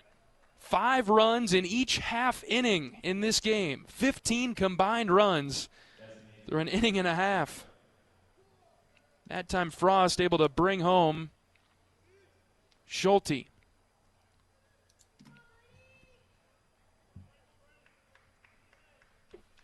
Jackson at first with 2 outs, and the batter is Jalen Ziegler. Grounded into a double play in the first inning.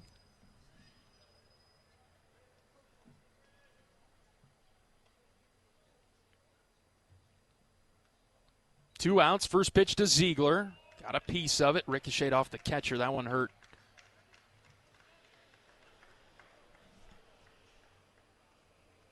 Schumacher lifts his mask up like a welder's mask, and he'll take a moment. The home plate umpire will wipe off the plate with his mini brush. Looked pretty clear from up here, which is just common courtesy by the umpire there to give the catcher time to recover.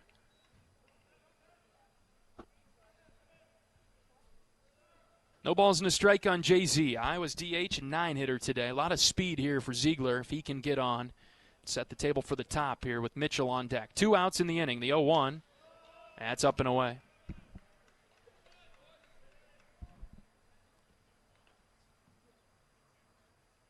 10-5 Iowa in the second.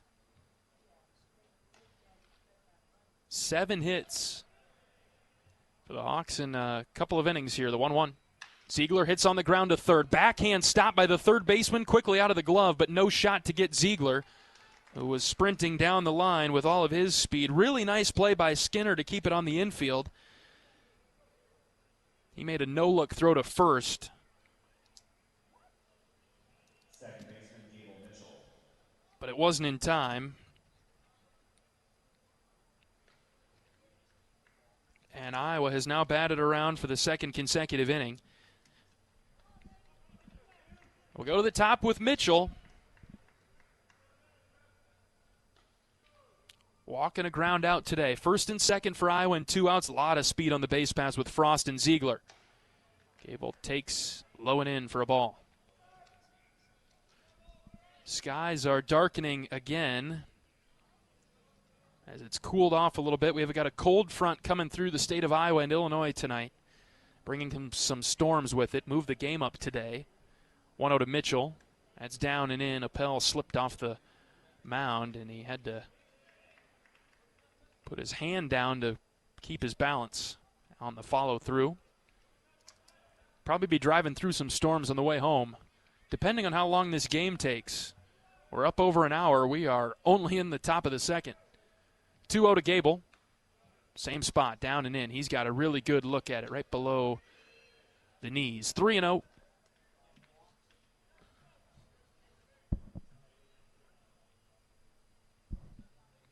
Time called by the catcher Schumacher, who is walking out to the mound. And he'll talk with Appel. Count is 3-0 on Gable.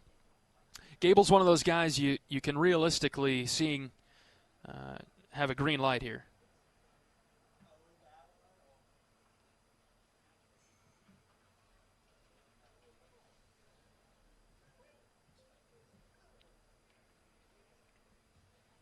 Checking the radar, storms north and east of Peoria, which is good news for us here. I'll stay away for right now.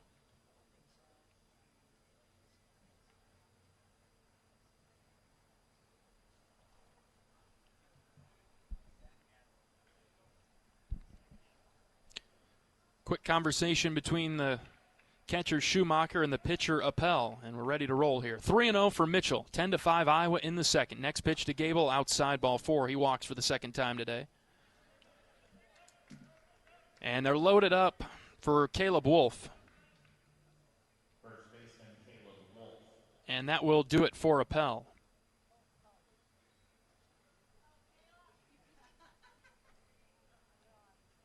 New pitcher coming in for Bradley. We'll take a pitching change break. And we'll let you know who the new arm for the Braves is after this bonus break on the Hawkeye Radio Network from Learfield. The silly moments, the proud moments, even the hard moments. They're what make life remarkable. And they're why Wellmark Blue Cross and Blue Shield is here for every moment. Committed to making healthcare better, more affordable, with more choices for care. And service and coverage that give you peace of mind no matter what comes your way. So you can show up for every tender moment, every brave moment, and every wouldn't miss it for the world moment, knowing that Blue is here for you. Go to Wellmark.com/every moment to find a plan right for you. Unwind in style at Riverside Casino and Golf Resort, where luxury and excitement come together. Tee off on a world-class golf course, savor gourmet dining, and enjoy premier entertainment and amenities that are second to none. Feeling lucky? Hit the slots or try your hand at our table games. There's always action on the floor. Whether you're here to relax, play, or indulge, Riverside offers more than just a getaway. It's an unforgettable experience. Visit riversidecasinoandresort.com to learn more. New pitcher into the game for Bradley is a left-handed senior, Eli Lehrman. Lehrman coming into the game for Bradley. And he'll be making his 9th appearance with an 8.47 ERA. The left-hander has given up 16 runs, 14 walks, 10 strikeouts. Opponents bat .353 against Lehrman, a native of Anamosa. Started his career at DMAC, spent a few years there.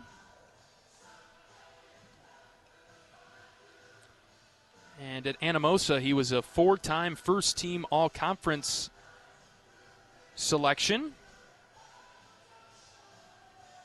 Spending his last 2 years now at Bradley. Last year made 21 appearances.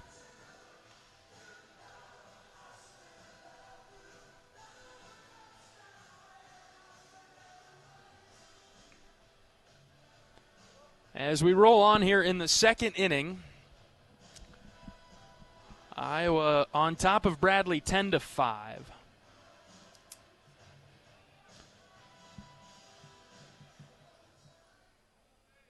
Caleb Wolf, left-handed hitter to face Lehrman, the left-handed pitcher. This could be situational for Bradley.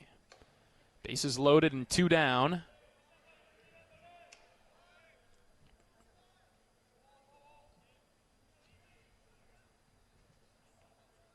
Wolf has been on twice today. Walked in the first, singled earlier this inning, has scored both times. 1-0. Fouled back to the netting. Good cut. Wolf tried to pull it. Ball and a strike on Caleb.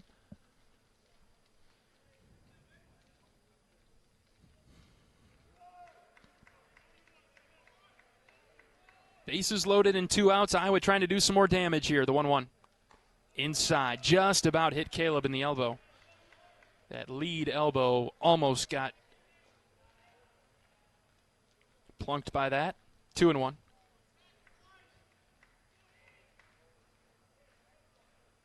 Right fielder Lowe playing very deep against Wolf. 2-1. Caleb fought that off, fouled it back. 2-2. Pitch that ran up and in on the hands.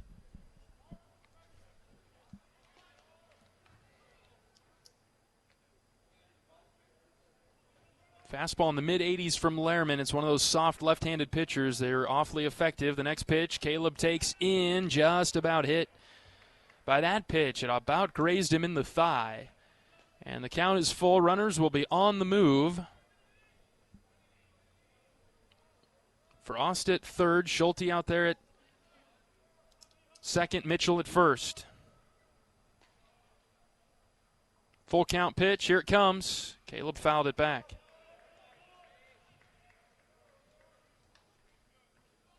We've got Frost and Ziegler out there along with Mitchell. So the Hawkeyes have loaded up the bases. Frost at third. He'll have to watch out. Caleb likes to shoot it right down that third baseline. Head on a swivel as he comes home, the 3-2. Caleb sends a fister back up the middle. This will be a tough play. Second baseman charging hard. Lehrman picks it up. He's got no play. 2 runs are going to score as Ziegler comes home. He just never stopped. Frost scored in front of him, and Ziegler was at second. He rounded third, just came home and scored as Wolf's bloop base hit dropped in front of second base, and it stopped. It had so much backspin on it, it stopped in the middle of the infield. Lehrman picked it up, and he came home with it, but Ziegler scored without a slide. It's 12-5 Iowa. That was a funky play. First and second, 2 outs for Risley. Miles takes in for a ball.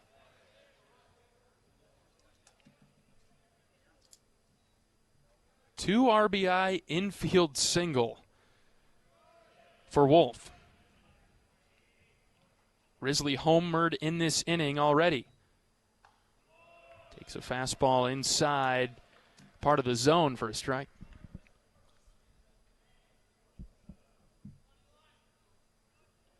(12-5) Iowa in the second. 1-1 pitch to Risley from Lehrman. Here it comes. Good breaking ball. Came in the back door, 1-2.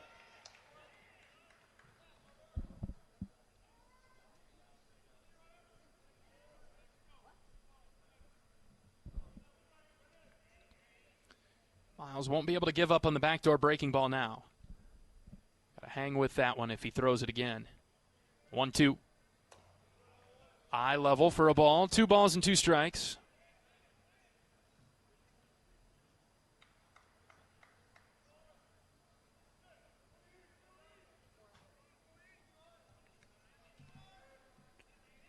Risley powered one to left over the wall earlier this inning. Working a 2-2 count against Lehrman. Third different pitcher that Miles has seen today.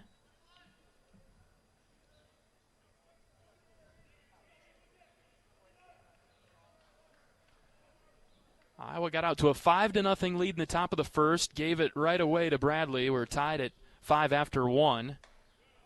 And the Hawkeyes have responded in the second with a touchdown and an extra point. 7 runs in this inning, making the score 12-5. Full count for Risley. Runners at first and second will be going on the pitch. That's on its way home from Lehrman. And Risley grounds it in front of the Bradley dugout, takes a hop off the front rail and right to Coach Pearson, who makes a nice basket catch, third base coach for Iowa. Right to him.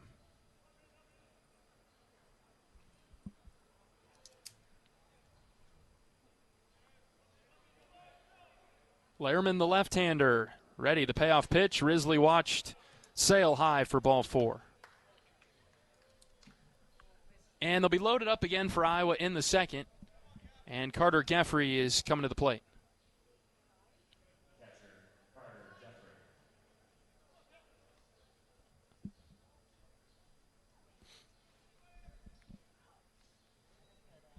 Carter could do some damage. Hasn't seen much to hit today. 2 walks. One came with the bases loaded, so he has an RBI today. A couple of runs scored for Geffrey, the catcher.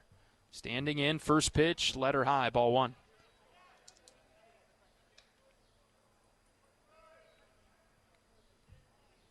Nobody is throwing in the Bradley pen. Got a couple of bodies down there, but nobody throwing. It's going to be Lehrman for a bit here. Trying to get out of this second inning. 2 outs, bases loaded. The 1-0 to Geffrey. Breaking ball up. 2-0.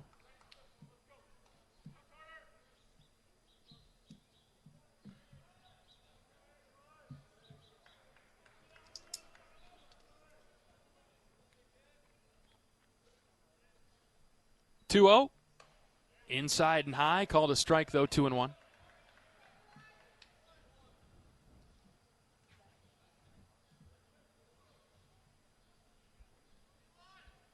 Geffrey looking to improve his .278 batting average. On base percentage is up today with a couple of walks. Bases are loaded for him. Opportunity remains for Iowa to tack on some more runs. Geffrey got a good look at the fastball inside. 3-1.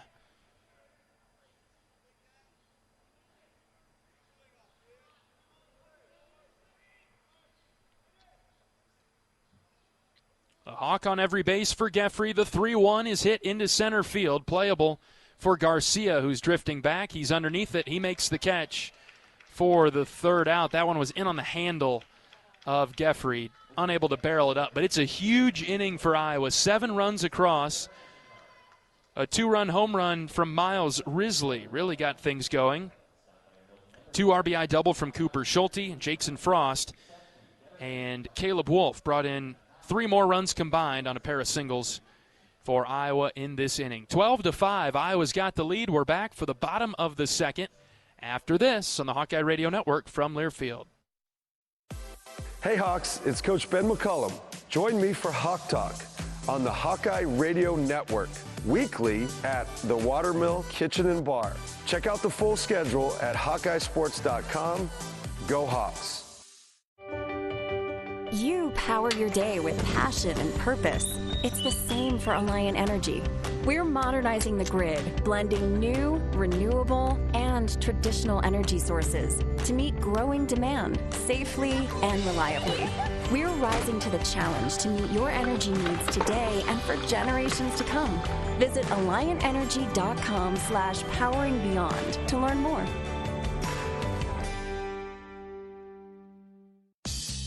Hey, it's Coach Jan Jensen. Join me for Hawk Talk on the Hawkeye Radio Network weekly, live at the Watermill Kitchen and Bar at the Iowa River Landing. Check the full schedule at HawkeyeSports.com. Go Hawks!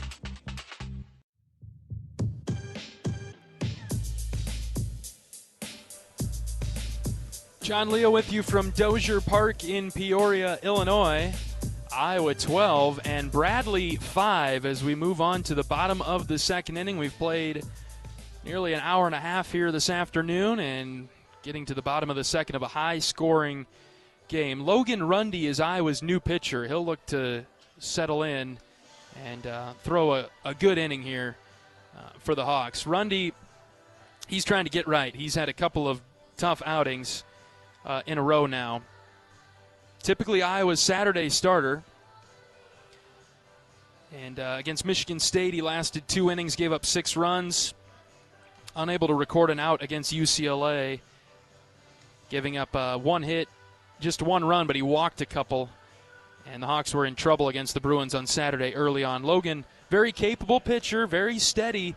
Before that especially, had a great start at Penn State, went 6 innings, gave up 2 hits and 2 runs. He's been Iowa's steady starter for most of the year, and he'll be making his 8th appearance. This will be his first non-start. 21 2/3 innings pitched for Logan, the right-hander. 21 strikeouts, 5 walks. And Rundy allows a .276 batting average against. 12-5 Iowa in the second. And he drops in a breaking ball to the top of the Braves order. Walker Buchanan. After the Braves batted around in their half of the first. Next pitch is hit on the ground to short. A 3-hopper to Schulte. Cooper's got it, and he throws out Buchanan for the first out of the bottom of the second.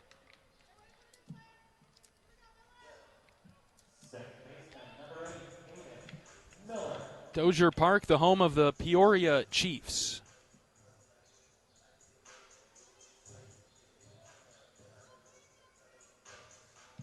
High A affiliate of the St. Louis Cardinals. The Chiefs were practicing when we got here today. The Hawkeyes and Braves took batting practice in the cages out in center field.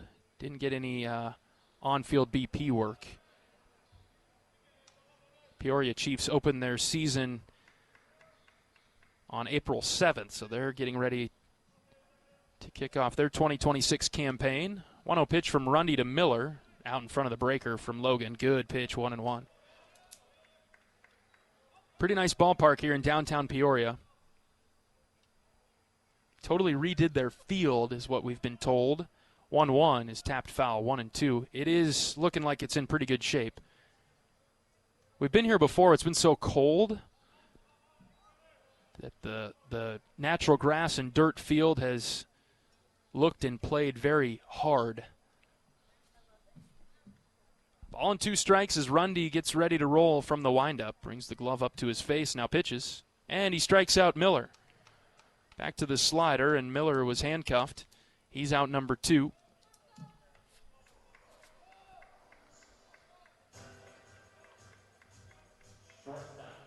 Raised scoreboard in right center field.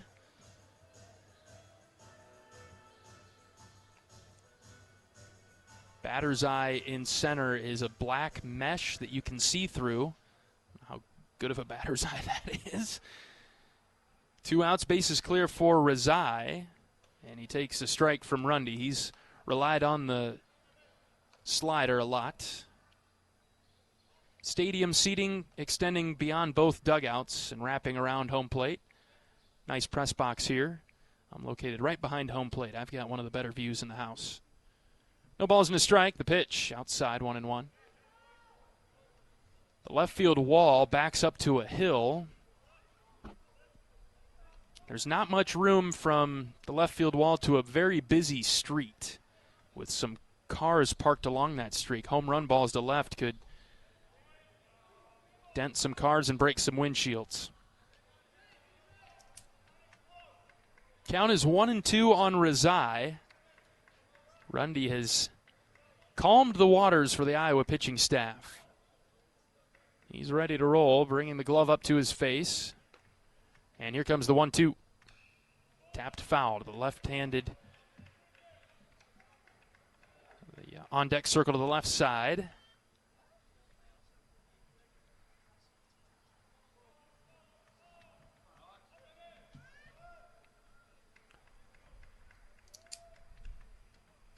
Count remaining 1-2. Rundy winds and fires. Ground ball, weakly hit to third. Frost charging hard. Gotta hurry. Jackson throws over to first in time. Good hang by Wolf at first base to retire the side. 3 up, 3 down. Nicely done by Logan Rundy. And we're through 2 in Peoria, 12-5. Iowa's got the lead. We're back in a minute on the Hawkeye Radio Network from Learfield. You power your day with passion and purpose. It's the same for Alliant Energy. We're modernizing the grid, blending new, renewable, and traditional energy sources to meet growing demand safely and reliably. We're rising to the challenge to meet your energy needs today and for generations to come. Visit AlliantEnergy.com/poweringbeyond to learn more. Cancer doesn't care. It doesn't care what you look like, how old you are, what you do, or where you live. We do. University of Iowa Healthcare is doing more to beat cancer than anyone in the state. From second opinions to life-saving treatments that happen here first. We lead the way in research, training, and care because we believe that UI Healthcare is here to make all of Iowa better. UI Healthcare, changing medicine, changing lives. Visit uihealthcare.org.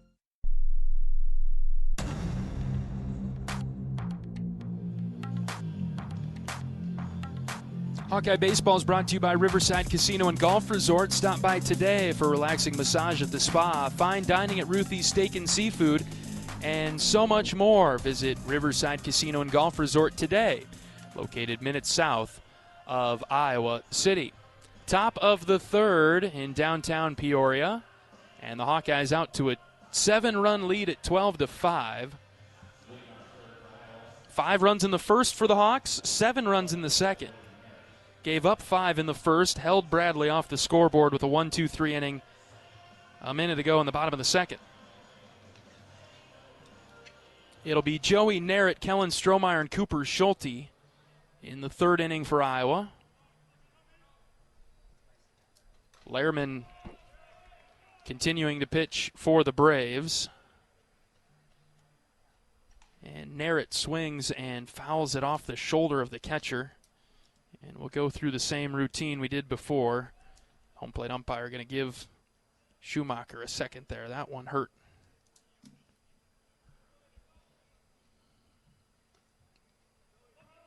No balls and a strike on Narrett, who's been hit by a pitch.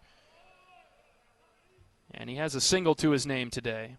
Scored twice. Everybody in the Iowa lineup, with the exception of Kellen Strohmeyer, has a run scored today.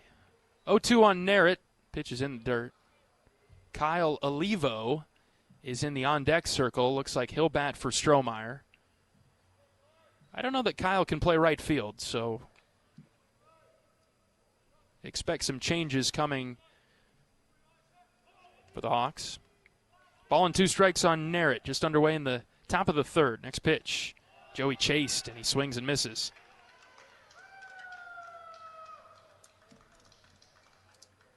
Pitch was low, and Narrett was well out in front. Just one of those pitches that Joey seems to struggle with. He has this year.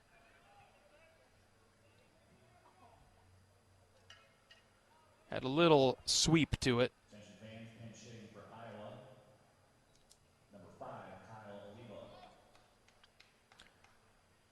Here's Olivo batting in the third. Right-handed hitter.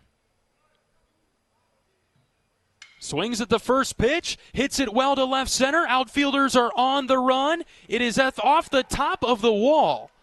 Olivo coasting into second with a 1-out double. And now the umpire has called it a home run. It hit the top of the wall, off the yellow part of the wall, and Olivo has a home run for the Hawkeyes. Solo shot for Kyle, his first of his collegiate career. Smacked it to left center field. It got out of here, and it's 13-5.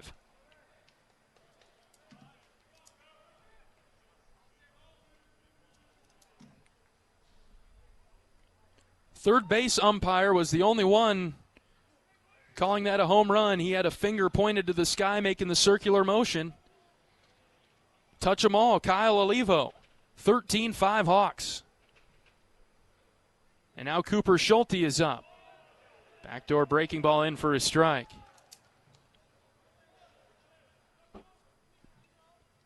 One of the deeper parts of the park in the left center alley. Pretty high wall here in Peoria. The 0-1 to Schulte. He sends into right field for a base hit.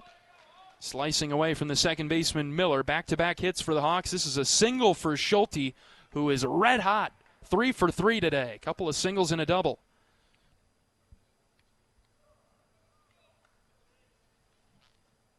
Third baseman Jason Frost. Couple of home runs for Iowa today. One from Risley and one from Olivo. Olivo's been doing a lot of his damage on the pitching side of things for Iowa this year. He gets an at-bat and makes the most of it.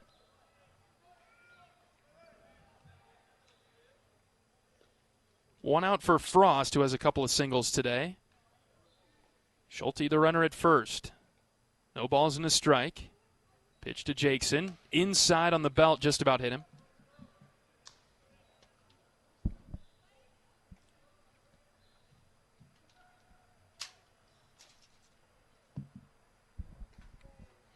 Left-handed pitcher is in a staring contest with Schulte at first base. Keeping a close eye on him. Next pitch. Ooh, that's a called strike. Probably a ball or two out, but the catcher Schumacher helped bring it in. And Jackson watched it cross the plate. 1-2 now. It's been a good day for Frost, trying to get his confidence back and get more dangerous offensively. Next pitch, Frost skies in the air, right side. That will find the seats out of play. Foul.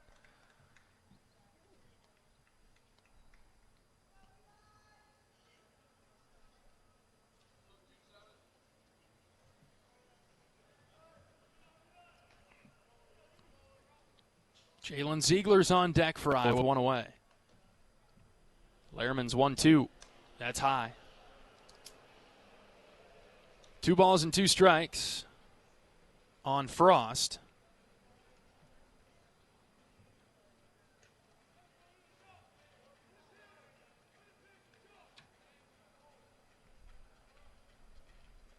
Next pitch, Jackson. He hits this deep to left. Left fielder on the run. He leaps up, and he caught it right in front of the wall. Schulte's in deep trouble. He's around second. He's going to get doubled up. And the Hawkeyes are doubled up to end this inning. As Frost gave it a ride to left, it was a good play by Buchanan, who caught it at the base of the wall. Schulte was well around second base, and he had to go all the way back to first. He got doubled up on the fly ball. So a double play ends the third inning. It's another good inning for the Hawks. A run comes across on the Kyle Olivo home run, and Iowa leads it 13-5. We're back after this. This is Hawkeye Baseball from Learfield. If you or someone you know is having thoughts of suicide, experiencing a mental health or substance use crisis, 988 provides the direct connection to free, confidential, and compassionate support. When you call, text, or chat 988, you'll be quickly connected to trained crisis counselors who will listen to your concerns, provide support, and connect you to additional resources if needed. There is hope. You are not alone. For 24/7 support, call or text 988 or chat 988lifeline.org. A message from Iowa HHS. We love it when the Hawkeyes do their thing, because if there's anyone who can appreciate building a legacy, it's John Deere. We've been growing our team since 1837, recruiting the best thinkers, doers, and makers to craft innovations that outpace the competition. Because whether it's cultivating the earth with a tractor or reshaping it with a 40-ton excavator, the machines we build are building America. Nothing runs like a Deere. Oak Knoll's mission is to provide exceptional retirement living and health services through Life Care, a not-for-profit life plan community serving the Iowa City area for 59 years. Oak Knoll is conveniently located near the University of Iowa Healthcare Campus, Kinnick Stadium, Carver Hawkeye Arena, and downtown Iowa City. a proud sponsor of Hawkeye Athletics. Visit oaknoll.com to learn more.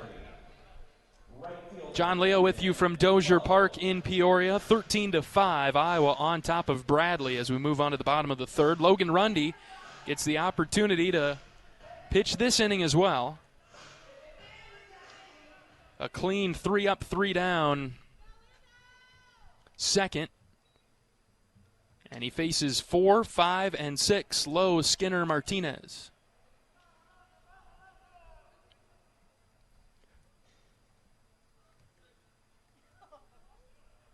No balls in a strike. Next pitch from Rundy, a golf swing by Lowe out in front of that. And he missed it 0-2. Lowe has one of Bradley's 2 hits today. Singled and scored in the first inning. Next pitch from Rundy. In the dirt, blocked by Geffrey. Tried to get him to chase it again. That one a little bit less competitive from Logan. Logan's going to be such a key piece for the Hawkeyes moving forward. Needs to get back on the saddle. 1-2 from Rundy. Up and in. Lowe turned away. Rundy, a veteran starter for Iowa. Just ran into some trouble the last couple of weekends, but that's more of the blip. The 2-2. Inside, caught him in the jersey sleeve. And Lowe is hit by the pitch.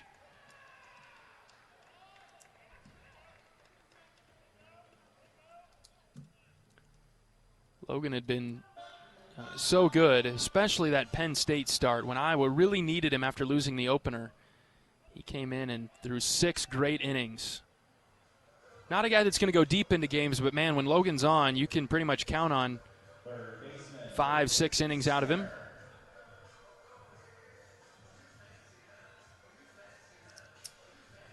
Set down the Braves in order, 1-2-3 in the second. He just hit the leadoff man Lowe in the third. And now we'll have to work from the stretch against Skinner, who was hit by a pitch in the first. This is a high pop-up on the first pitch of this at-bat. Schulte right behind second base. He grabs it. 1 out in the Bradley third.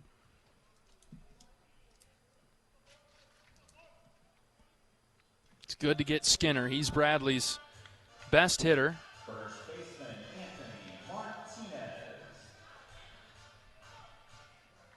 And Anthony Martinez comes up. He was also hit by a pitch his first time around. 13-5 Iowa, bottom of the third.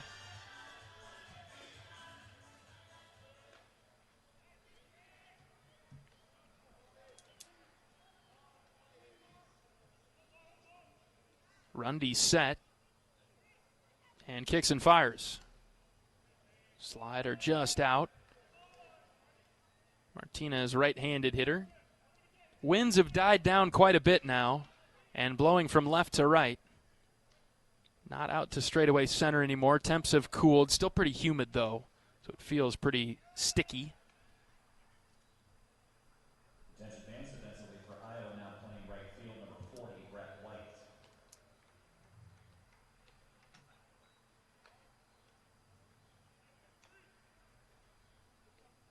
Still cloudy skies. Storms off to our east. You can see it.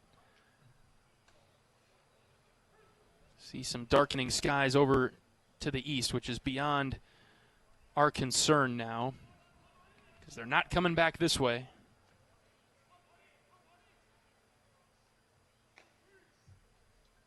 Ball and a strike on Martinez. Big lead at first base.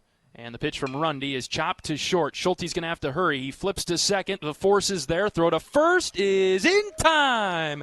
6-4-3. A quick turn by the middle infield of the Hawkeyes. Schulte and Mitchell, what kind of duo are they? Outstanding defensive effort from the Hawks there. 6-4-3. The double play ends the third, and Iowa takes an 8-run lead to the fourth. It's 13-5 Hawkeyes. We're back after this on the Hawkeye Radio Network from Learfield.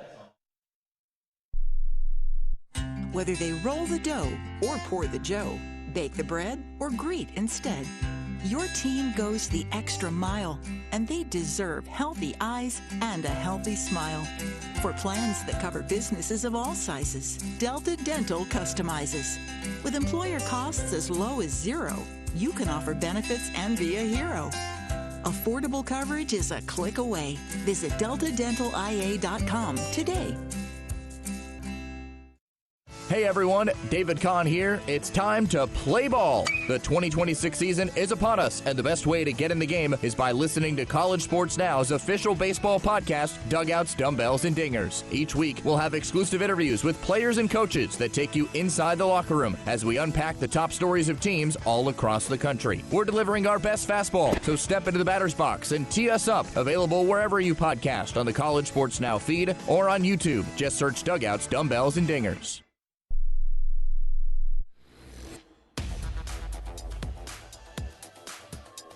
This scoreboard update is brought to you by Community Choice Credit Union. Does your bank treat you right? Become an unbanker at Community Choice. As we look around the Big Ten, a lot of midweek action going on. Valpo and Northwestern are tied at 5 in Evanston. That's in the bottom of the 5th. Maryland all over Richmond 9-4. Bottom of the 4th in that one. Later on today, Illinois and Illinois State, they'll be going soon. I thought that game was supposed to start at 4 o'clock. They might be in a rain delay. But that game is at Illinois State at Duffy Bass Field. Toledo and Ohio State later on today, Hofstra and Rutgers. Purdue in-state against Indiana State. Nebraska and Creighton in Omaha. Indiana and Evansville. Portland travels to Oregon. Oregon State will host Washington. Number 1 team in the country, UCLA. We're glad that series is behind us. They are at UC Irvine. USC is hosting UC Santa Barbara. Central Michigan and Michigan State, they're canceled due to weather, and Michigan and Eastern Michigan also postponed for a later time. Iowa leads 13-5.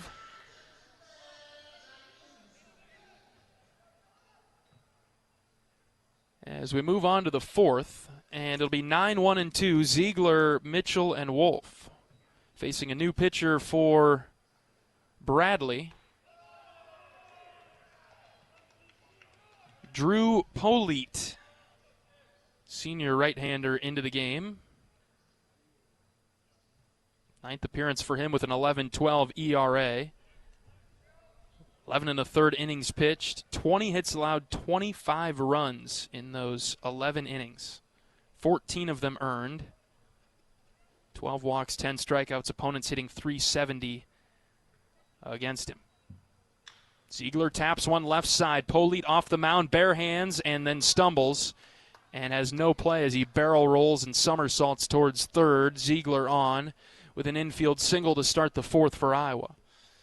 Bradley has struggled defensively. The Braves have committed 42 errors. They field 955. So a lot of unearned runs.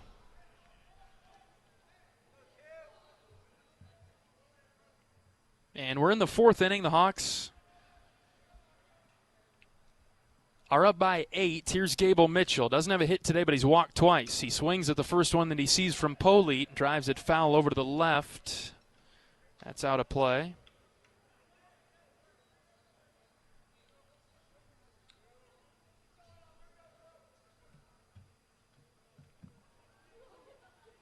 Gable with 2 runs scored. When he's gotten on, he's scored, as many Hawkeyes have today. Pretty much anybody that's gotten on has come around to score.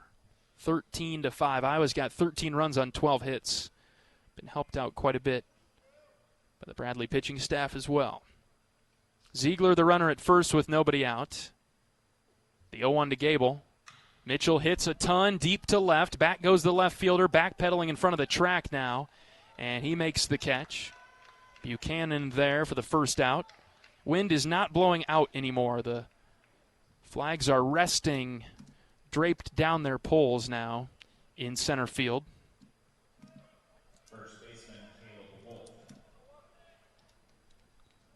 So you'll have to strike it well to get it out of here.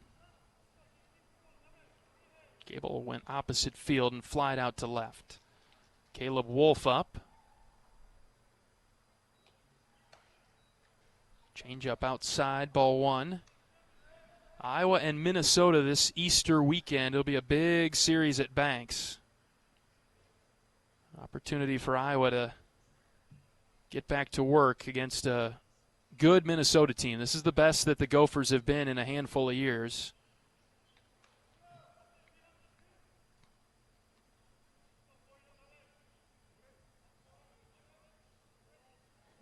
(17-11) are the Gophers. They're 2-7 in the Big Ten, though. Just got swept at home by Ohio State.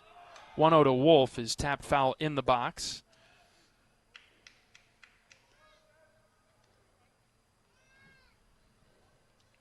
Minnesota started the year with wins over Stetson, St. John's, and Ball State. Stetson and Ball State are typically pretty good teams, but they are really struggling to start their season, so those wins looked very impressive at the start, but for Minnesota to beat them in the way they did, 11-5 and 8-0, certainly impressive. And then Minnesota run-ruled Northeastern twice. Northeastern, whom Iowa played on opening weekend and beat, is not having a great year. We needed the Huskies to be better. They're 14-12. Ball and a strike on Wolf here, the pitch. Caleb skies into left center. This is playable. Garcia underneath. He's got it. Couple of flyouts now for Iowa in the fourth after Ziegler led things off with a single. Minnesota took 2 of 4, splitting a series with Kansas. The Gophers swept the Cambria Classic, which they hosted. UNLV, South Dakota State, and Omaha. UNLV and Omaha, typically good teams, but again, off to rough starts. And in league play, the Gophers have not won a series. Lost 2 of 3 at Illinois to open league play. Lost 2 of 3 at Indiana the following weekend. As Risley is up, first pitch strike. And then swept 4-3, 9-3, and 12-9 by Ohio State.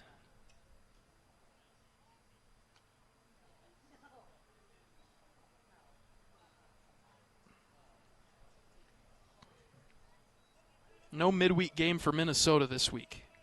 So they are totally off until coming to Iowa City on Friday. No balls and a strike on Risley. 1 for 1 today. 2 walks and a 2-run home run. The 0-1. Swing and a drive deep to left, again into the corner, and this one is off the wall. It's a tall wall out there in the left field corner. Risley heading for second. He's in there with a double.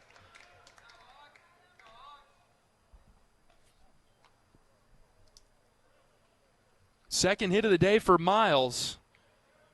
And he drove it deep to left. In the corner, it's 3-10 as the wall raises very much into the left field corner. It's the very last part of the corner of the wall that they decide to raise the wall up there. If that's anywhere else in the ballpark, it's gone. But the high wall, the last section of it in the corner, prevented it from getting out. Here's Carter Geffrey shooting one into right. Right fielder coming forward. He dives, cannot make the play, and it gets by him. Ziegler scores. Risley touches home. Geffrey is into second. Back-to-back doubles for the Hawkeyes, and it's now 15-5 in the fourth.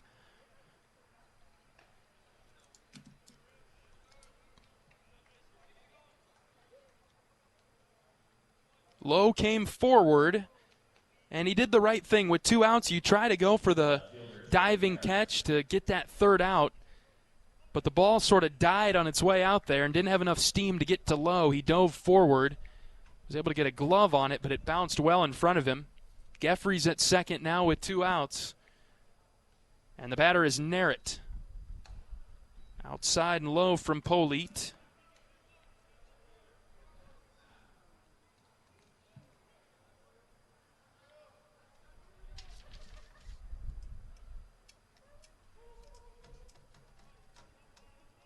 Two outs in the inning for Iowa, the 1-0. That's in there for a strike.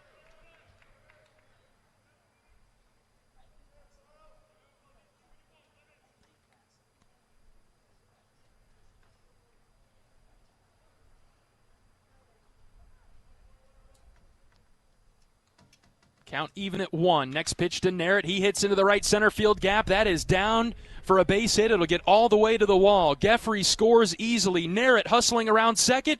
On his way to third. He is there with a stand-up triple as Narrett clobbered that into the right center gap. Scoring Geffrey from second. And Iowa's lead is 11 at 16-5. Third triple of the year for Joey Narrett.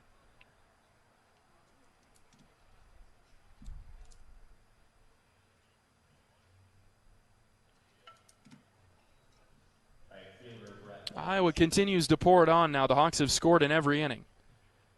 And Brett White will bat.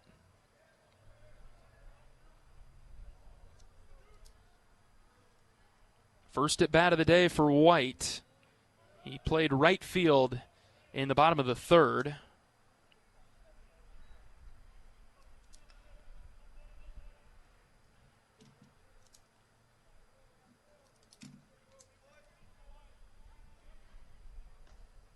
One ball, no strikes to the powerful left-handed hitter. Brett takes a strike on the outer edge. Didn't love the call, but that's all right. That's a good pitch to take. It was pretty far out there. White is 8 of 23 on the season, batting .348 for the black and gold. He's got a couple of home runs. Takes a good cut at one. Tried to get it out of here to right, but he missed. Ball and 2 strikes on Brett now.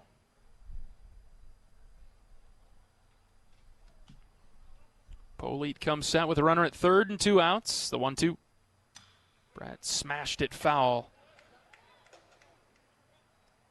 over the Bradley dugout.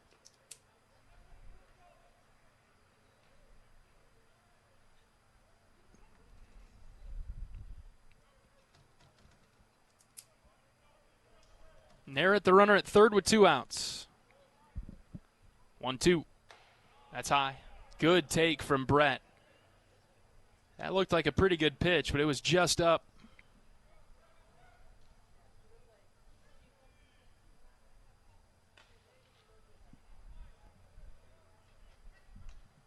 Counts even at 2 now. We'll see what White can do. Next pitch. Inside and low, right around the shins. He took it all the way. Full count.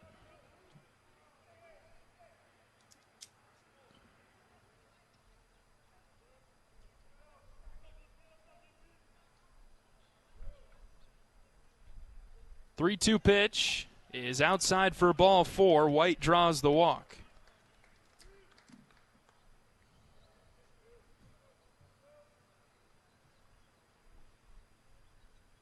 And the inning continues now. 5 runs for Iowa in the first, 7 in the second, 1 in the third, 3 in the fourth. And Iowa leads Bradley 16-5.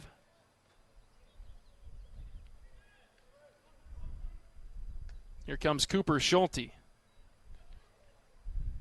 3 for 3 today. 2 singles, a double, and 4 runs batted in to go along with a run scored. Polite deals low and out.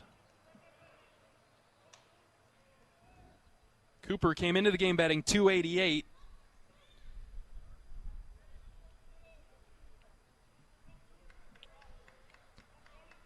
He's up, boosting that average today. 1-0 pitch. Ran it up and in, and he got it foul off the handle.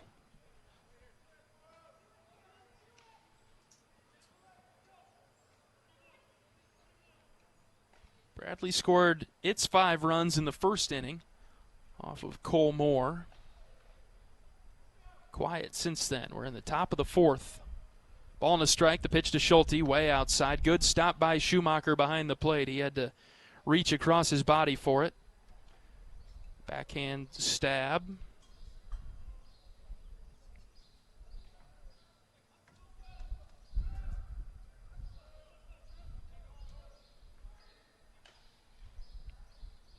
Two-one. Inside. Just about hit Cooper. he was able to hold up, and it's 3-1.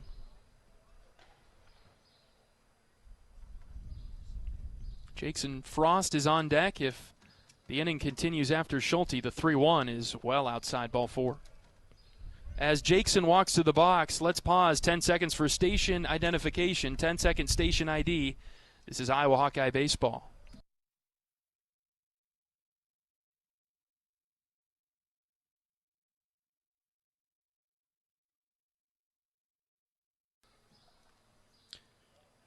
Here comes Jackson Frost with the bases loaded and 2 outs. Mound visit for Bradley. This is just a pitcher and catcher conversation.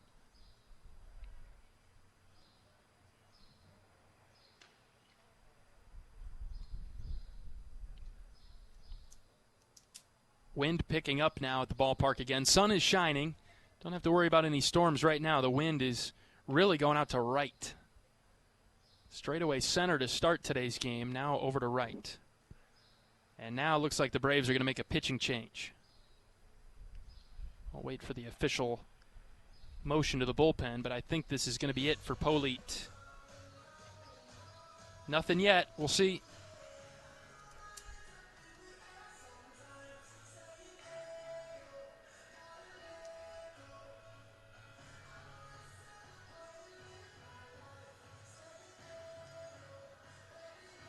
Mound visit here.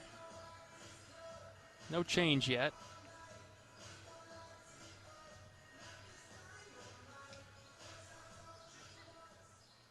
And we'll see what the Braves are doing here. They just handed the ball to somebody that I believe was in the field of play. This might be interesting.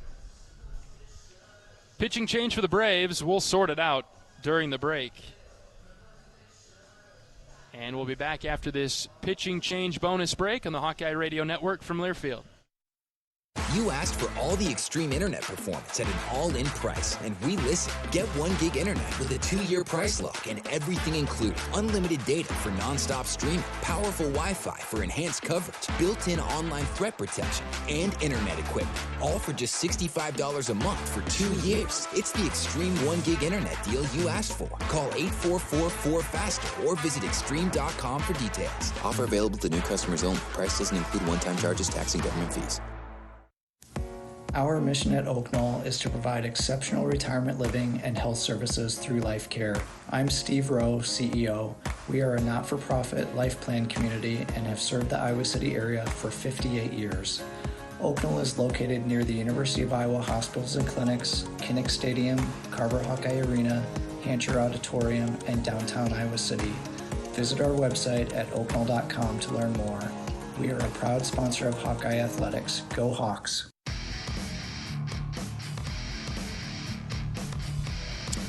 John Leo with you from the broadcast booth at Dozier Park in Peoria. It's all Hawkeyes this afternoon, 16-5 in the 4th inning. And the Braves are making a pitching change. They're going to Andre Vidal from Miami, Florida.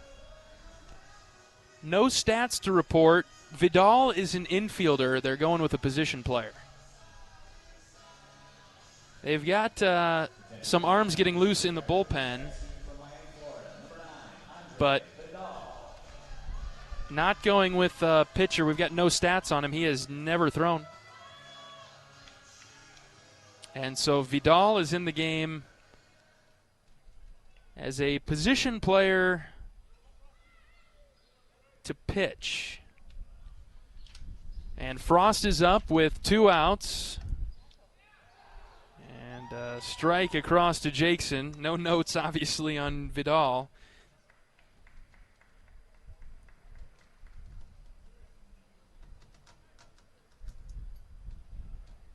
The 0-1 to Jackson. His hit on the ground is short. He's going to get out of this. The flip to second. The force is there.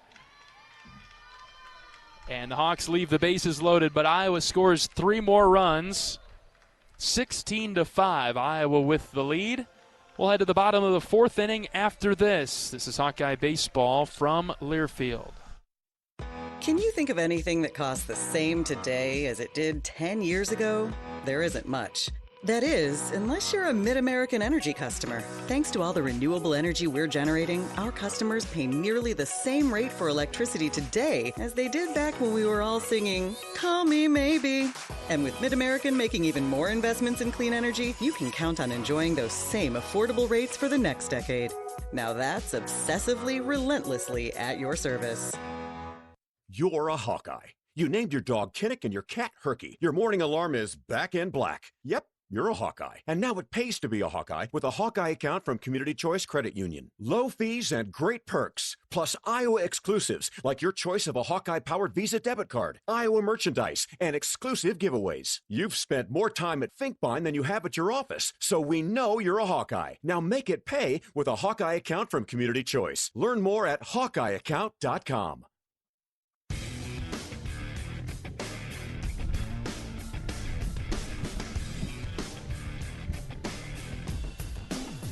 Bottom of the fourth inning, Iowa leads Bradley 16-5. Hawkeyes will bring in a new pitcher for this inning and go to Brady Ferguson. Ferguson, freshman right-hander, will be throwing for the 8th time this year. 10.66 ERA for Brady, 12 2/3 innings pitched. Opponents hitting him around a little bit at 306. 13 strikeouts and 7 walks, 15 runs allowed by Ferguson, the freshman from Omaha.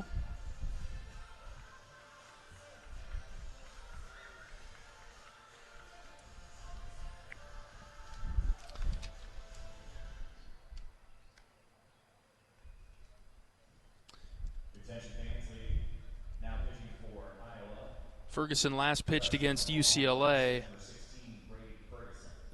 on Sunday. Did not record an out.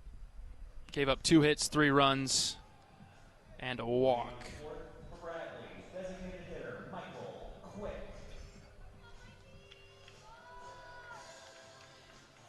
And so Fergie will see 7, 8, and 9.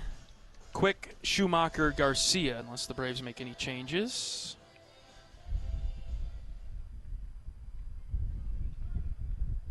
Close the book on Logan Rundy, who threw 2 innings for Iowa, very steady out of the pen. No runs, no hits, no walks, and a strikeout for Logan.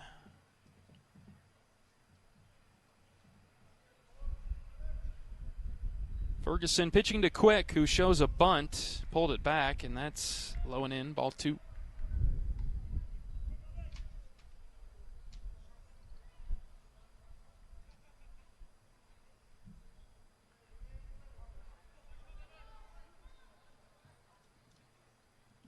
Iowa leads 16-5.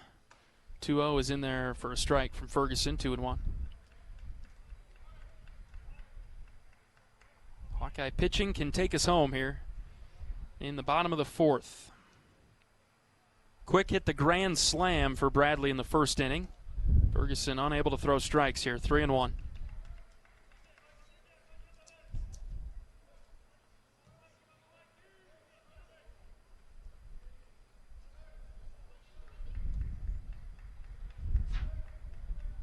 Brady, the right-hander, out of the stretch. Pitches outside, ball 4.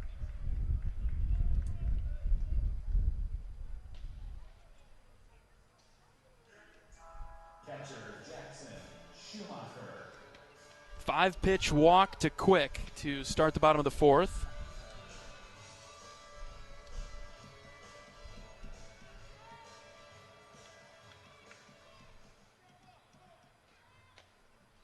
Ferguson now pitching to a right-hander, and he threw it behind him. Geffrey snagged it. And that will quickly pull Coach Obermueller out of the dugout.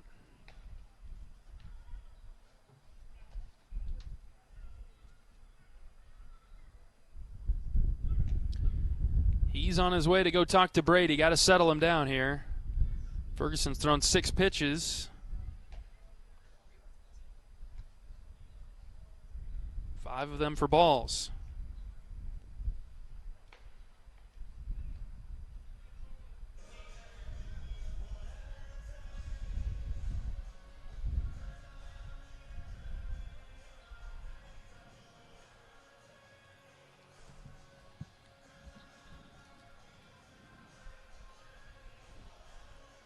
weekend series coming up in the Big Ten.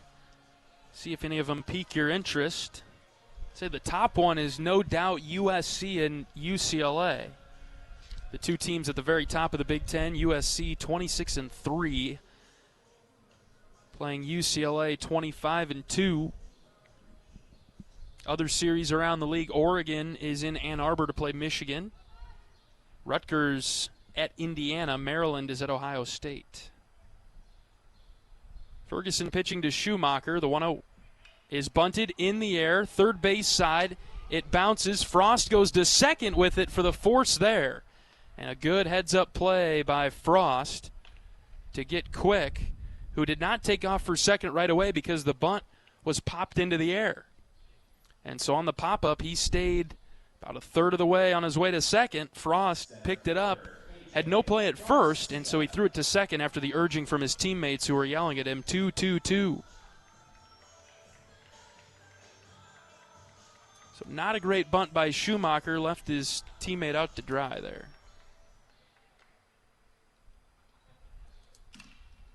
First pitch swinging is A.J. Garcia. Got under it and hit it foul over to the left. Illinois and Purdue in West Lafayette this weekend. That'll be a good series between the Fighting Illini and the Boilermakers. Penn State at Nebraska, not so great of a series. No balls and a strike on Garcia. The pitch hit on the ground right side. Long run for Mitchell. He dives, can't make the play. It squirts into right field. And runners will be at the corners for the Braves with one out. Long run for Gable. He reached all the way out on the dive and couldn't haul it in. It's a single for Garcia, and out of the top of the order for Buchanan. Michigan State is in Evanston to take on Northwestern this weekend. Washington out of conference hosting Valparaiso. What is Valpo doing out there at Washington? They got to be playing somebody else, right? How in the world does that get on the schedule? Valpo at Washington. Here's a ground ball to short. Schulte's got it. He scoops it to second for one. Over to first. There's the double play. Another one by this Hawkeye middle infield. 6-4-3. Schulte starts it. Mitchell gets it over to Wolf. And the Braves are held off the scoreboard. We're through 4 in Peoria. And it's 16-5. Iowa's got the lead. We're back after this. This is Hawkeye Baseball from Learfield. You power your day with passion and purpose. It's the same for Alliant Energy. We're modernizing the grid, blending new, renewable, and traditional energy sources to meet growing demand safely and reliably. We're rising to the challenge to meet your energy needs today and for generations to come. Visit AlliantEnergy.com/poweringbeyond to learn more. Hello, Iowa. Here's a promise. Wherever you are in this great state, University of Iowa Healthcare is here for you, even if you never walk through our doors. Educating, caring, leading research, sharing our expertise with all. Because we believe that UI Healthcare is here to make all of Iowa better. UI Healthcare, changing medicine, changing lives. Visit uihealthcare.org.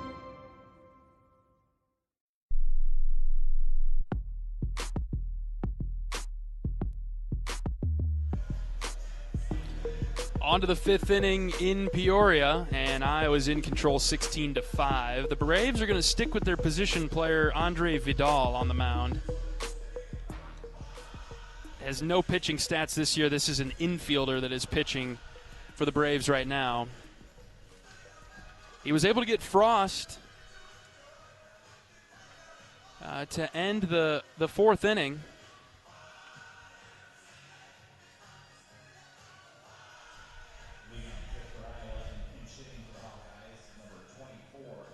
Mitch Wood will lead off this inning. It'll be the fifth for Iowa. 16-5 Hawks. First pitch is down to Wood.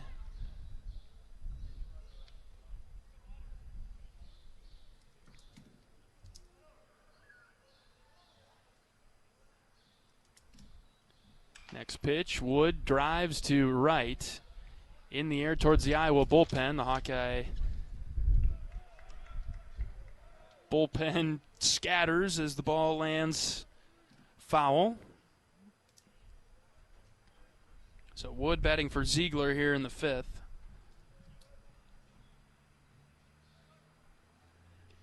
Vidal goes from the stretch, third base side of the rubber. He just kind of slings it home. There's not much on this. This is what you expect from a position player. It's actually really tough to hit. I mean, it's basically a sidearm type of lob coming in there. 2-1 is inside for ball 3. Bradley has a right-hander getting loose. He's been loosening for a while now. I don't know if he's loosening to come into the game or they're just getting him a bullpen live set down there. 3-1 to Wood, inside ball 4. I'm really surprised that they went to Vidal again. But I'm not here to figure that out.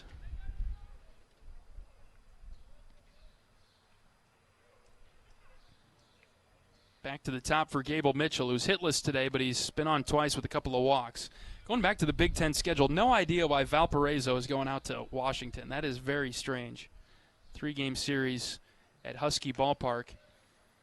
Saw Washington posted something today that they have yet to lose a home series. As Mitchell hits this into right. Right fielder battling the sun. The catch is made by Lowe. It's been over a calendar year since Washington has lost a home series. We know all about that. Have to go back and look and see who they've played. Husky Ballpark, tricky place to play, especially with the games that they play with their funky start times. But I digress. 16-5 Iowa in the 5th. Here's Caleb Wolf. He takes low and out for a ball. Don't see a speed monitor here. Radar gun anywhere? I'm guessing 60s here from Vidal. Runner at first is Wood. Next pitch, Wood got under it, popped it up, left side, near the Bradley dugout. It's foul.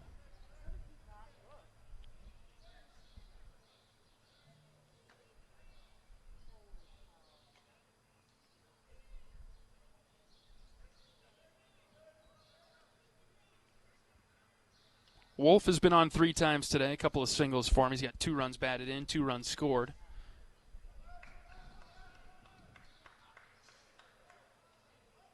And he skies one to center, shallow. Here comes Garcia waving off all other teammates and defenders, and he dropped that. They call it that he caught it. And on the exchange from his glove to his hand, he dropped it. All right. Wolf flies out to center, 2 down.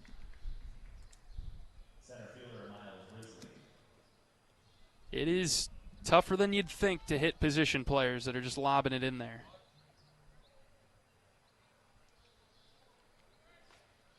Maybe they need to give this guy some more innings. 2 outs for Risley. Another fly ball to right center. Both of the outfielders are on the run here. Lowe is in front of the track, and he's got it for the 3rd out. First inning today that Iowa has not scored. After 5 in the 1st, 7 in the 2nd, 1 in the 3rd, 3 in the 4th, nothing doing for the Hawks. In the 5th, it's 16-5 Iowa. We're back after this on the Hawkeye Radio Network from Learfield. Despite the unshakable Iowa Corn Cy-Hawk rivalry, there is one thing Iowa State and University of Iowa fans can both agree on: getting hyped for Unleaded 88. It's cleaner burning and better for your engine, and it's cheaper than other fuel options, making Unleaded 88 the clear fuel choice. If Iowa Corn Cy-Hawk rivals can agree on it, you know it's worth the hype. So pump it up with Unleaded 88, grown by Iowa corn farmers. Unwind in style at Riverside Casino and Golf Resort, where luxury and excitement come together. Tee off on a world-class golf course, savor gourmet dining, and enjoy premier entertainment and amenities that are second to none. Feeling lucky? Hit the slots or try your hand at our table games. There's always action on the floor. Whether you're here to relax, play, or indulge, Riverside offers more than just a getaway. It's an unforgettable experience. Visit Riverside Casino and Resort.com to learn more.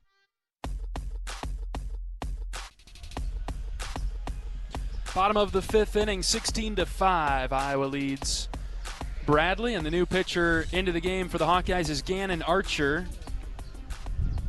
Archer, right-handed senior from Adel, comes into the game for the black and gold.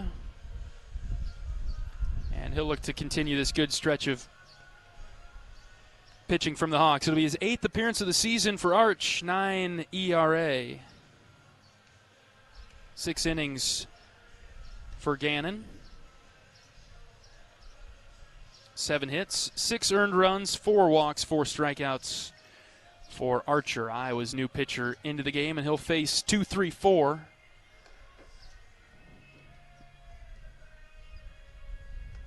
Iowa in control in the 5th.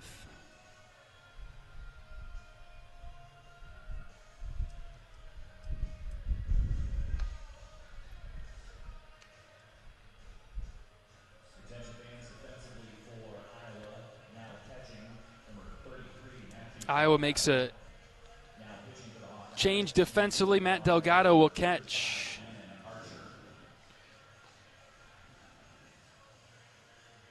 That begins now in the 5th. Leading off the 5th, Bradley. Second baseman, Hayden Miller.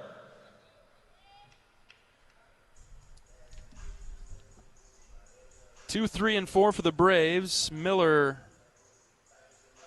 Rezai, and Lowe. Righty on righty matchup. Archer from the windup is ready to roll. First pitch. Swing and a miss. Good start for Gannon. Miller today 0 for 2 with a couple of strikeouts. The 0-1 from Gannon is hit well to right. Back goes White, still running. It's over his head. One hopping off the wall. Brett picks it up and gets it in. It's a double for Miller. He's Bradley's best power hitter. A lot of strikeouts, a lot of extra base hits. It's one or the other with him. And after a couple of strikeouts earlier today, he gets a positive at bat and doubles to right center to lead off the bottom of the 5th.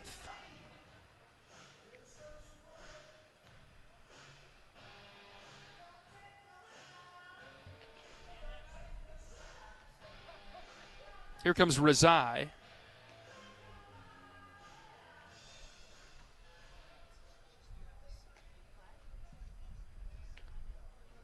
Frost at third is in on the grass, worried about a bunt. First pitch from Archer. Dropped it in there. Ooh, just high and out. Called a ball.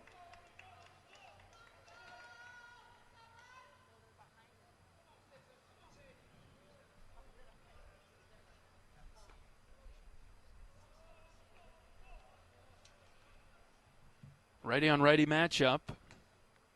Archer takes his time. The 1-0 is outside. Delgado knocked it down. Runner taken off for third. Late throw.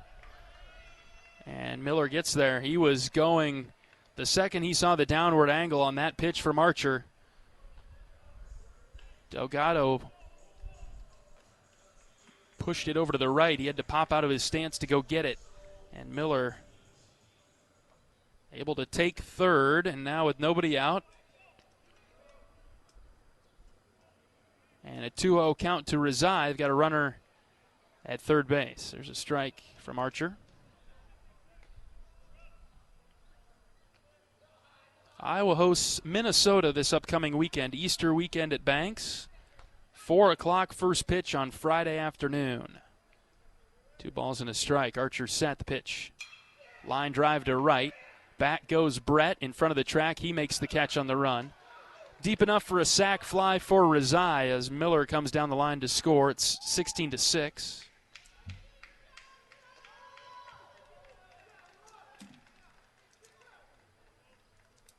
And the bases are empty now for Landon Lowe.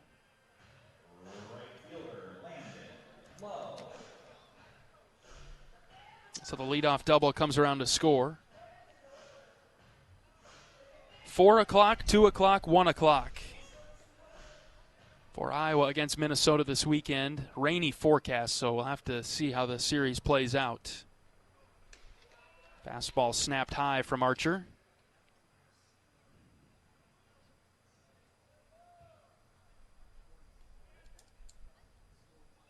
Hawks will spend a lot of April at home. The one major trip, though, is coming up in a couple of weeks at USC as Archer pushes a strike past low. Minnesota for 3 on the first weekend of April. At USC, April 10th through 12th. That's a heck of a road trip. Not even a road trip. We'll be flying out there, obviously. 1-1 pitch is hit into the left center gap. Hawkeyes on the run, but that is too well struck and into the gap. Risley gets it at the base of the wall. It's a stand-up double. Second double of the inning for Bradley. They're hitting Archer pretty good here. After the trip out to USC, Iowa hosts Maryland for 3. Hosts a couple of midweek games as it'll be a 6-game homestand beginning April 14th with Bradley. 3 against Maryland, and then Western Illinois and UIC. Hawkeyes will wrap up April, the final weekend of April, at Indiana, and then get Illinois State at home, final contest of the month.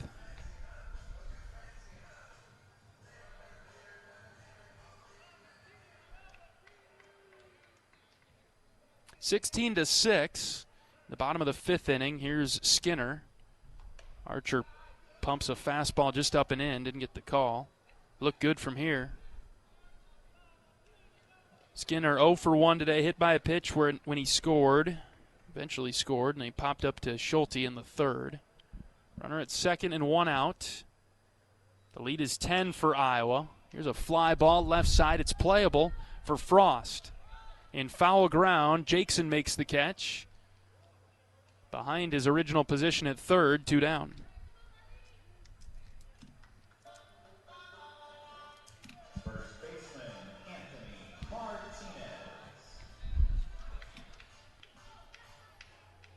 Here comes the 6-hitter Martinez, hit by a pitch, grounded into a double play.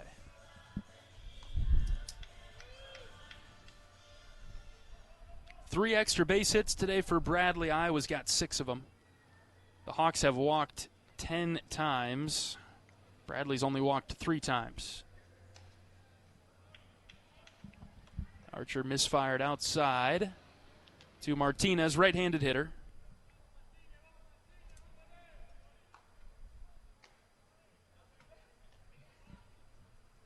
Runner at 2nd, still in 2 outs. Archer's 1-0. Eye level. 2 balls, no strikes.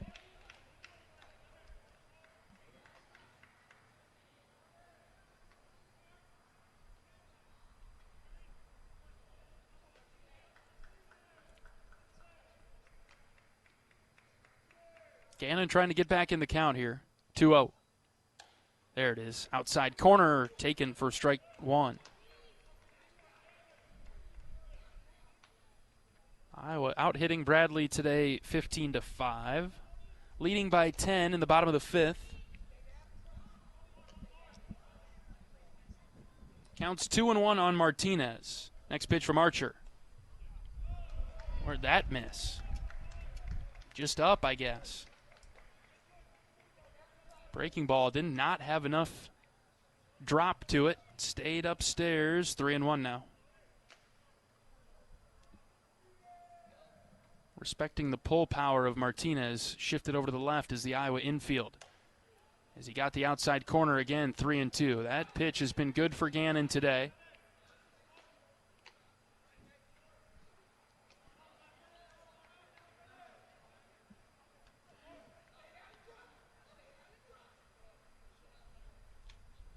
Full count. We'll see if Gannon can get Martinez. The pitch from Archer in the dirt, ball 4.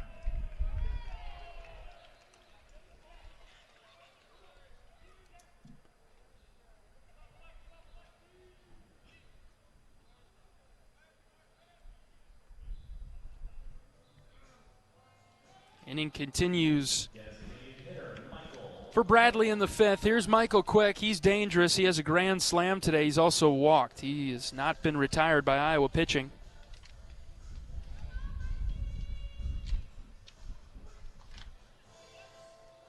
Left-handed hitter in the box. Gannon will look to get him. With 2 outs, runners at first and second. Bradley's got 1 run back, and the lead is 10 for Iowa in the bottom of the 5th. Hawks will have Delgado, Narrett, and White come to the dish in the 6th. No balls and a strike on Quick.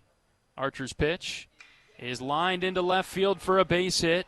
Narrett cuts it off. They'll send a runner from second. He'll score from there. And it's 16-7 on the RBI single from Michael Quick, who's been very good for Bradley today.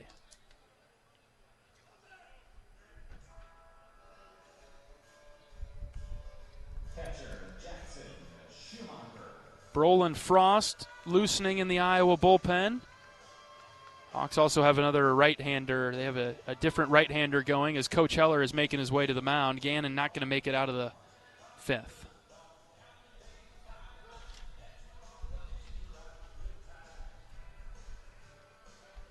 Three hits off of Archer in this inning. Threw strikes, but Bradley hit him around a bit. And the Hawkeyes will be making a pitching change. They are going to the right-handed arm coming out of the bullpen. We'll let you know who it is after this pitching change break on the Hawkeye Radio Network from Learfield.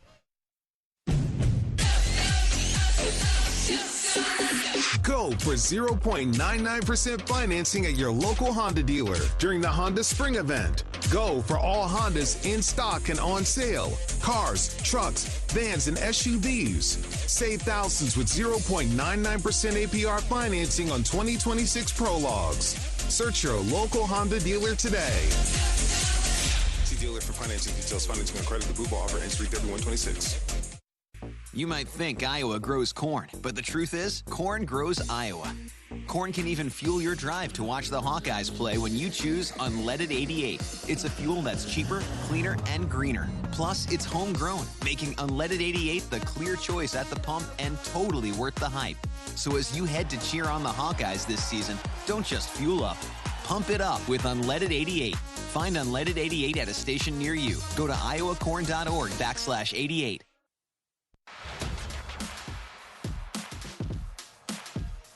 New pitcher into the game for Iowa is Tate Slagle. Slagle, freshman flamethrower from Algona. He'll pitch for the Hawkeyes now, trying to get out of this 5th inning that Bradley has tacked on a couple more runs, and they're within the number now at 16-7. We do have the run rule in effect today. It would be 10 runs after 7. So Iowa will need to do some more damage offensively to get that back into play. Slagle for Iowa has been very good as a freshman. Team high 11 appearances. That's what this will be. This will be number 11 for Tate. 8 innings, ERA of 8 over 9 innings pitched. 1-0 record for Slagle. Giving up only 5 hits. Opponents batting 152 against Slagle, which is team low out of this pitching staff. 13 strikeouts and 6 walks for Tate as he comes into the game. First and second for Bradley and 2 outs. And he'll be facing the 8-hitter Schumacher.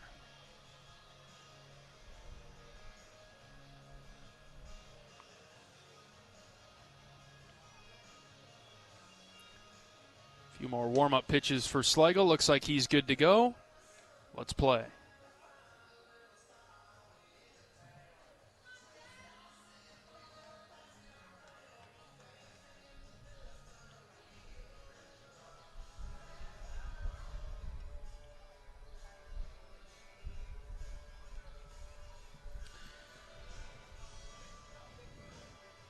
Schumacher reached on a fielder's choice his last time up. He also has a walk.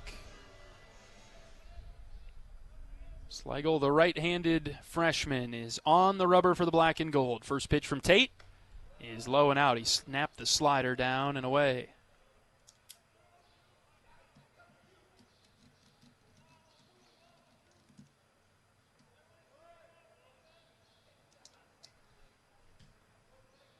Infield playing to pull to the left side against Schumacher. Here's the 1-0. Check swing, didn't matter. Called a strike, bottom of the zone. Good pitch from Schlegel.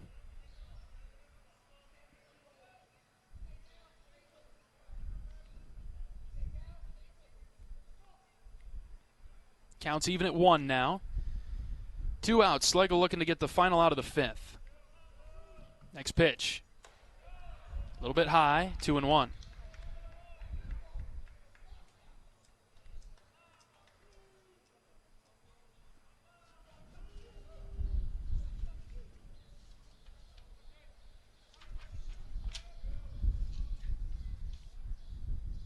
Checking on the runner at second. Comes set. Schlegel pitches the 2-1 in the dirt. Runner's taking off for third. Delgado picks it up. Throws to third late.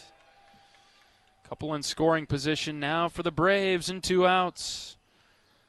Pitch that just trickled away from Delgado. Enough for Bradley to move up 90 at each spot. Heard it from Coach Heller in the pregame show. Bradley likes to run. He'll take advantage of anything in the dirt. Schlegel needs to get in the strike zone here. First base is open. Let's see if he attacks Schumacher here at 3-1. The pitch. High.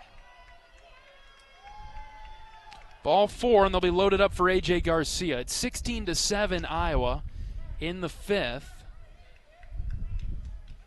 Bradley hanging around, at least putting some pressure on Iowa in this 5th inning. The Braves have already scored 2 runs in this inning. And Garcia comes up, struck out in the 1st, singled in the 4th. Brolin Frost is loosening in the bullpen, but they're going to stick with Schlegel for now. Bases loaded and 2 outs. First pitch, high. And right away, here comes Coach Obermueller. I think they're going to hurry up and get Brolin ready. Frost being the left-handed pitcher, it would make sense to throw him against Garcia, the left-handed hitter that's in the box now for Bradley. I'd be surprised if that wasn't the play call here. Long, slow walk for Coach Obermueller. Frost has been warming up for a while. I bet he's ready to go if the Hawkeyes decide to go left on left here.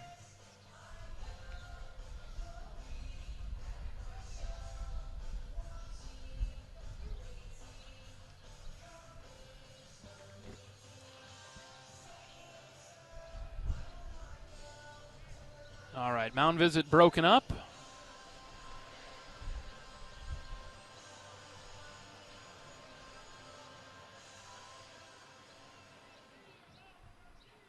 And for the time being, the Hawkeyes sticking with Schlegel.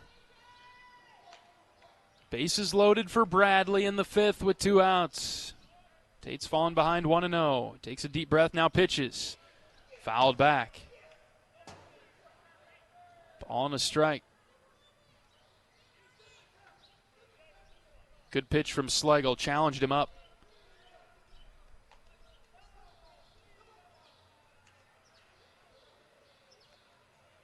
Right-handed pitcher, left-handed hitter. Here comes the 1-1 from Tate. In the dirt, got away. Here comes another run.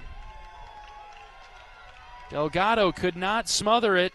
It kicked off of his knee guard to the right, and it's 16-8 on a pitch in the dirt.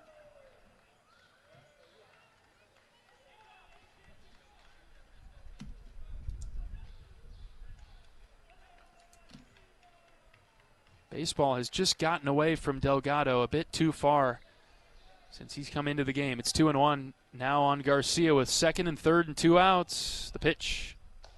Low, ball 3.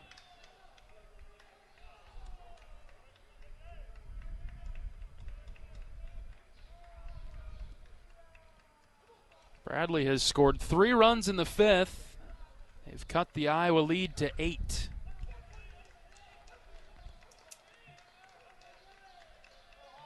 Tate's 3-1 is hit in the air to right. Back goes White, still running in front of the wall. Brett leaps up and he caught it right in front of the wall. Boy, that ball had some carry to it off the bat of Garcia. But Brett makes the catch to record the third out. 3 runs for Bradley in the 5th, and Iowa's lead is down to 8. 16-8. We'll move on to the 6th after this. This is Hawkeye Baseball from Learfield. Whether they roll the dough or pour the joe, bake the bread or greet instead, your team goes the extra mile, and they deserve healthy eyes and a healthy smile. For plans that cover businesses of all sizes, Delta Dental customizes. With employer costs as low as $0, you can offer benefits and be a hero. Affordable coverage is a click away. Visit deltadentalia.com today. At Mid-American Energy, our 1.6 million customers depend on our energy 24/7. That's why we work 24/7 to deliver the safe, reliable energy you need. To keep our 99.9% reliability record, we're enhancing our technology, improving resiliency, and investing in critical infrastructure. We're generating power from all available resources to cover any increases in demand. And we're innovating to ensure you always have the energy you need. Mid-American Energy, obsessively, relentlessly at your service.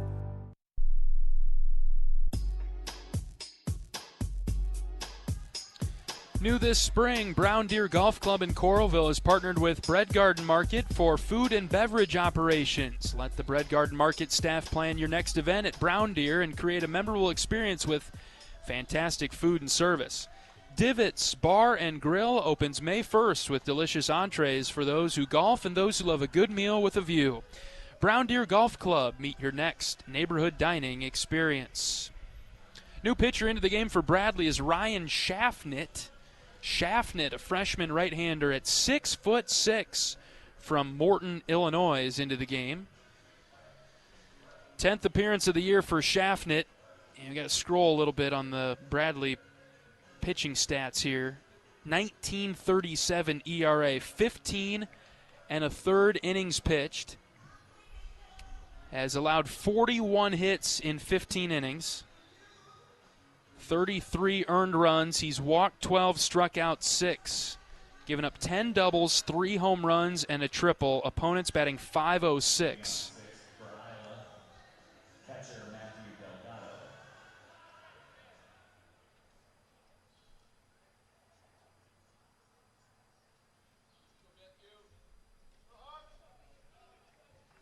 Matt Delgado is the first guy to see Schaffnit, righty-on-righty matchup. Delgado takes up and in. He spins away from a pitch that just about hit him in the shoulder.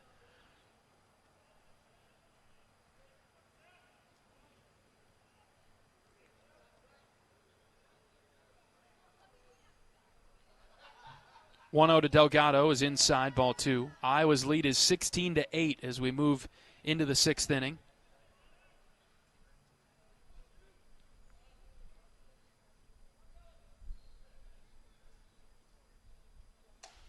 (2-0), popped the mitt for a strike, 2-1.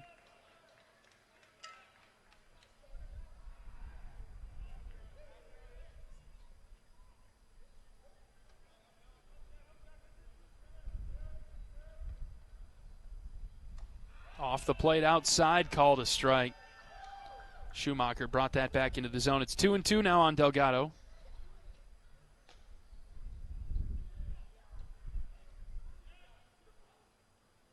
Schaffnit is thrown back-to-back in the zone. Now Delgado drives one to right. Bat goes low and into the corner. He leaps up, and he could not make the catch off the wall. Delgado into second with a stand-up double. I thought Lowe caught it initially, but it hit off the wall, and he pinned it off the wall and into his glove then. So it gave the illusion that he caught it, but it hit the wall first. He was able to grab it off the wall before it hit the ground. And a leadoff double for Delgado has the Hawks in business in the 6th.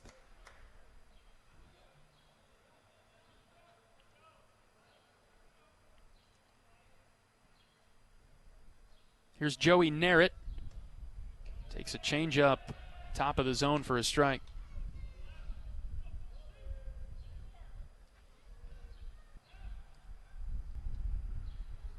And he takes the inside. Narrett lines this into right field for a base hit. He went into the bat. White will get a crack at things now. We're in the round. And ball. Out for Iowa in the righty high and Schaffnit,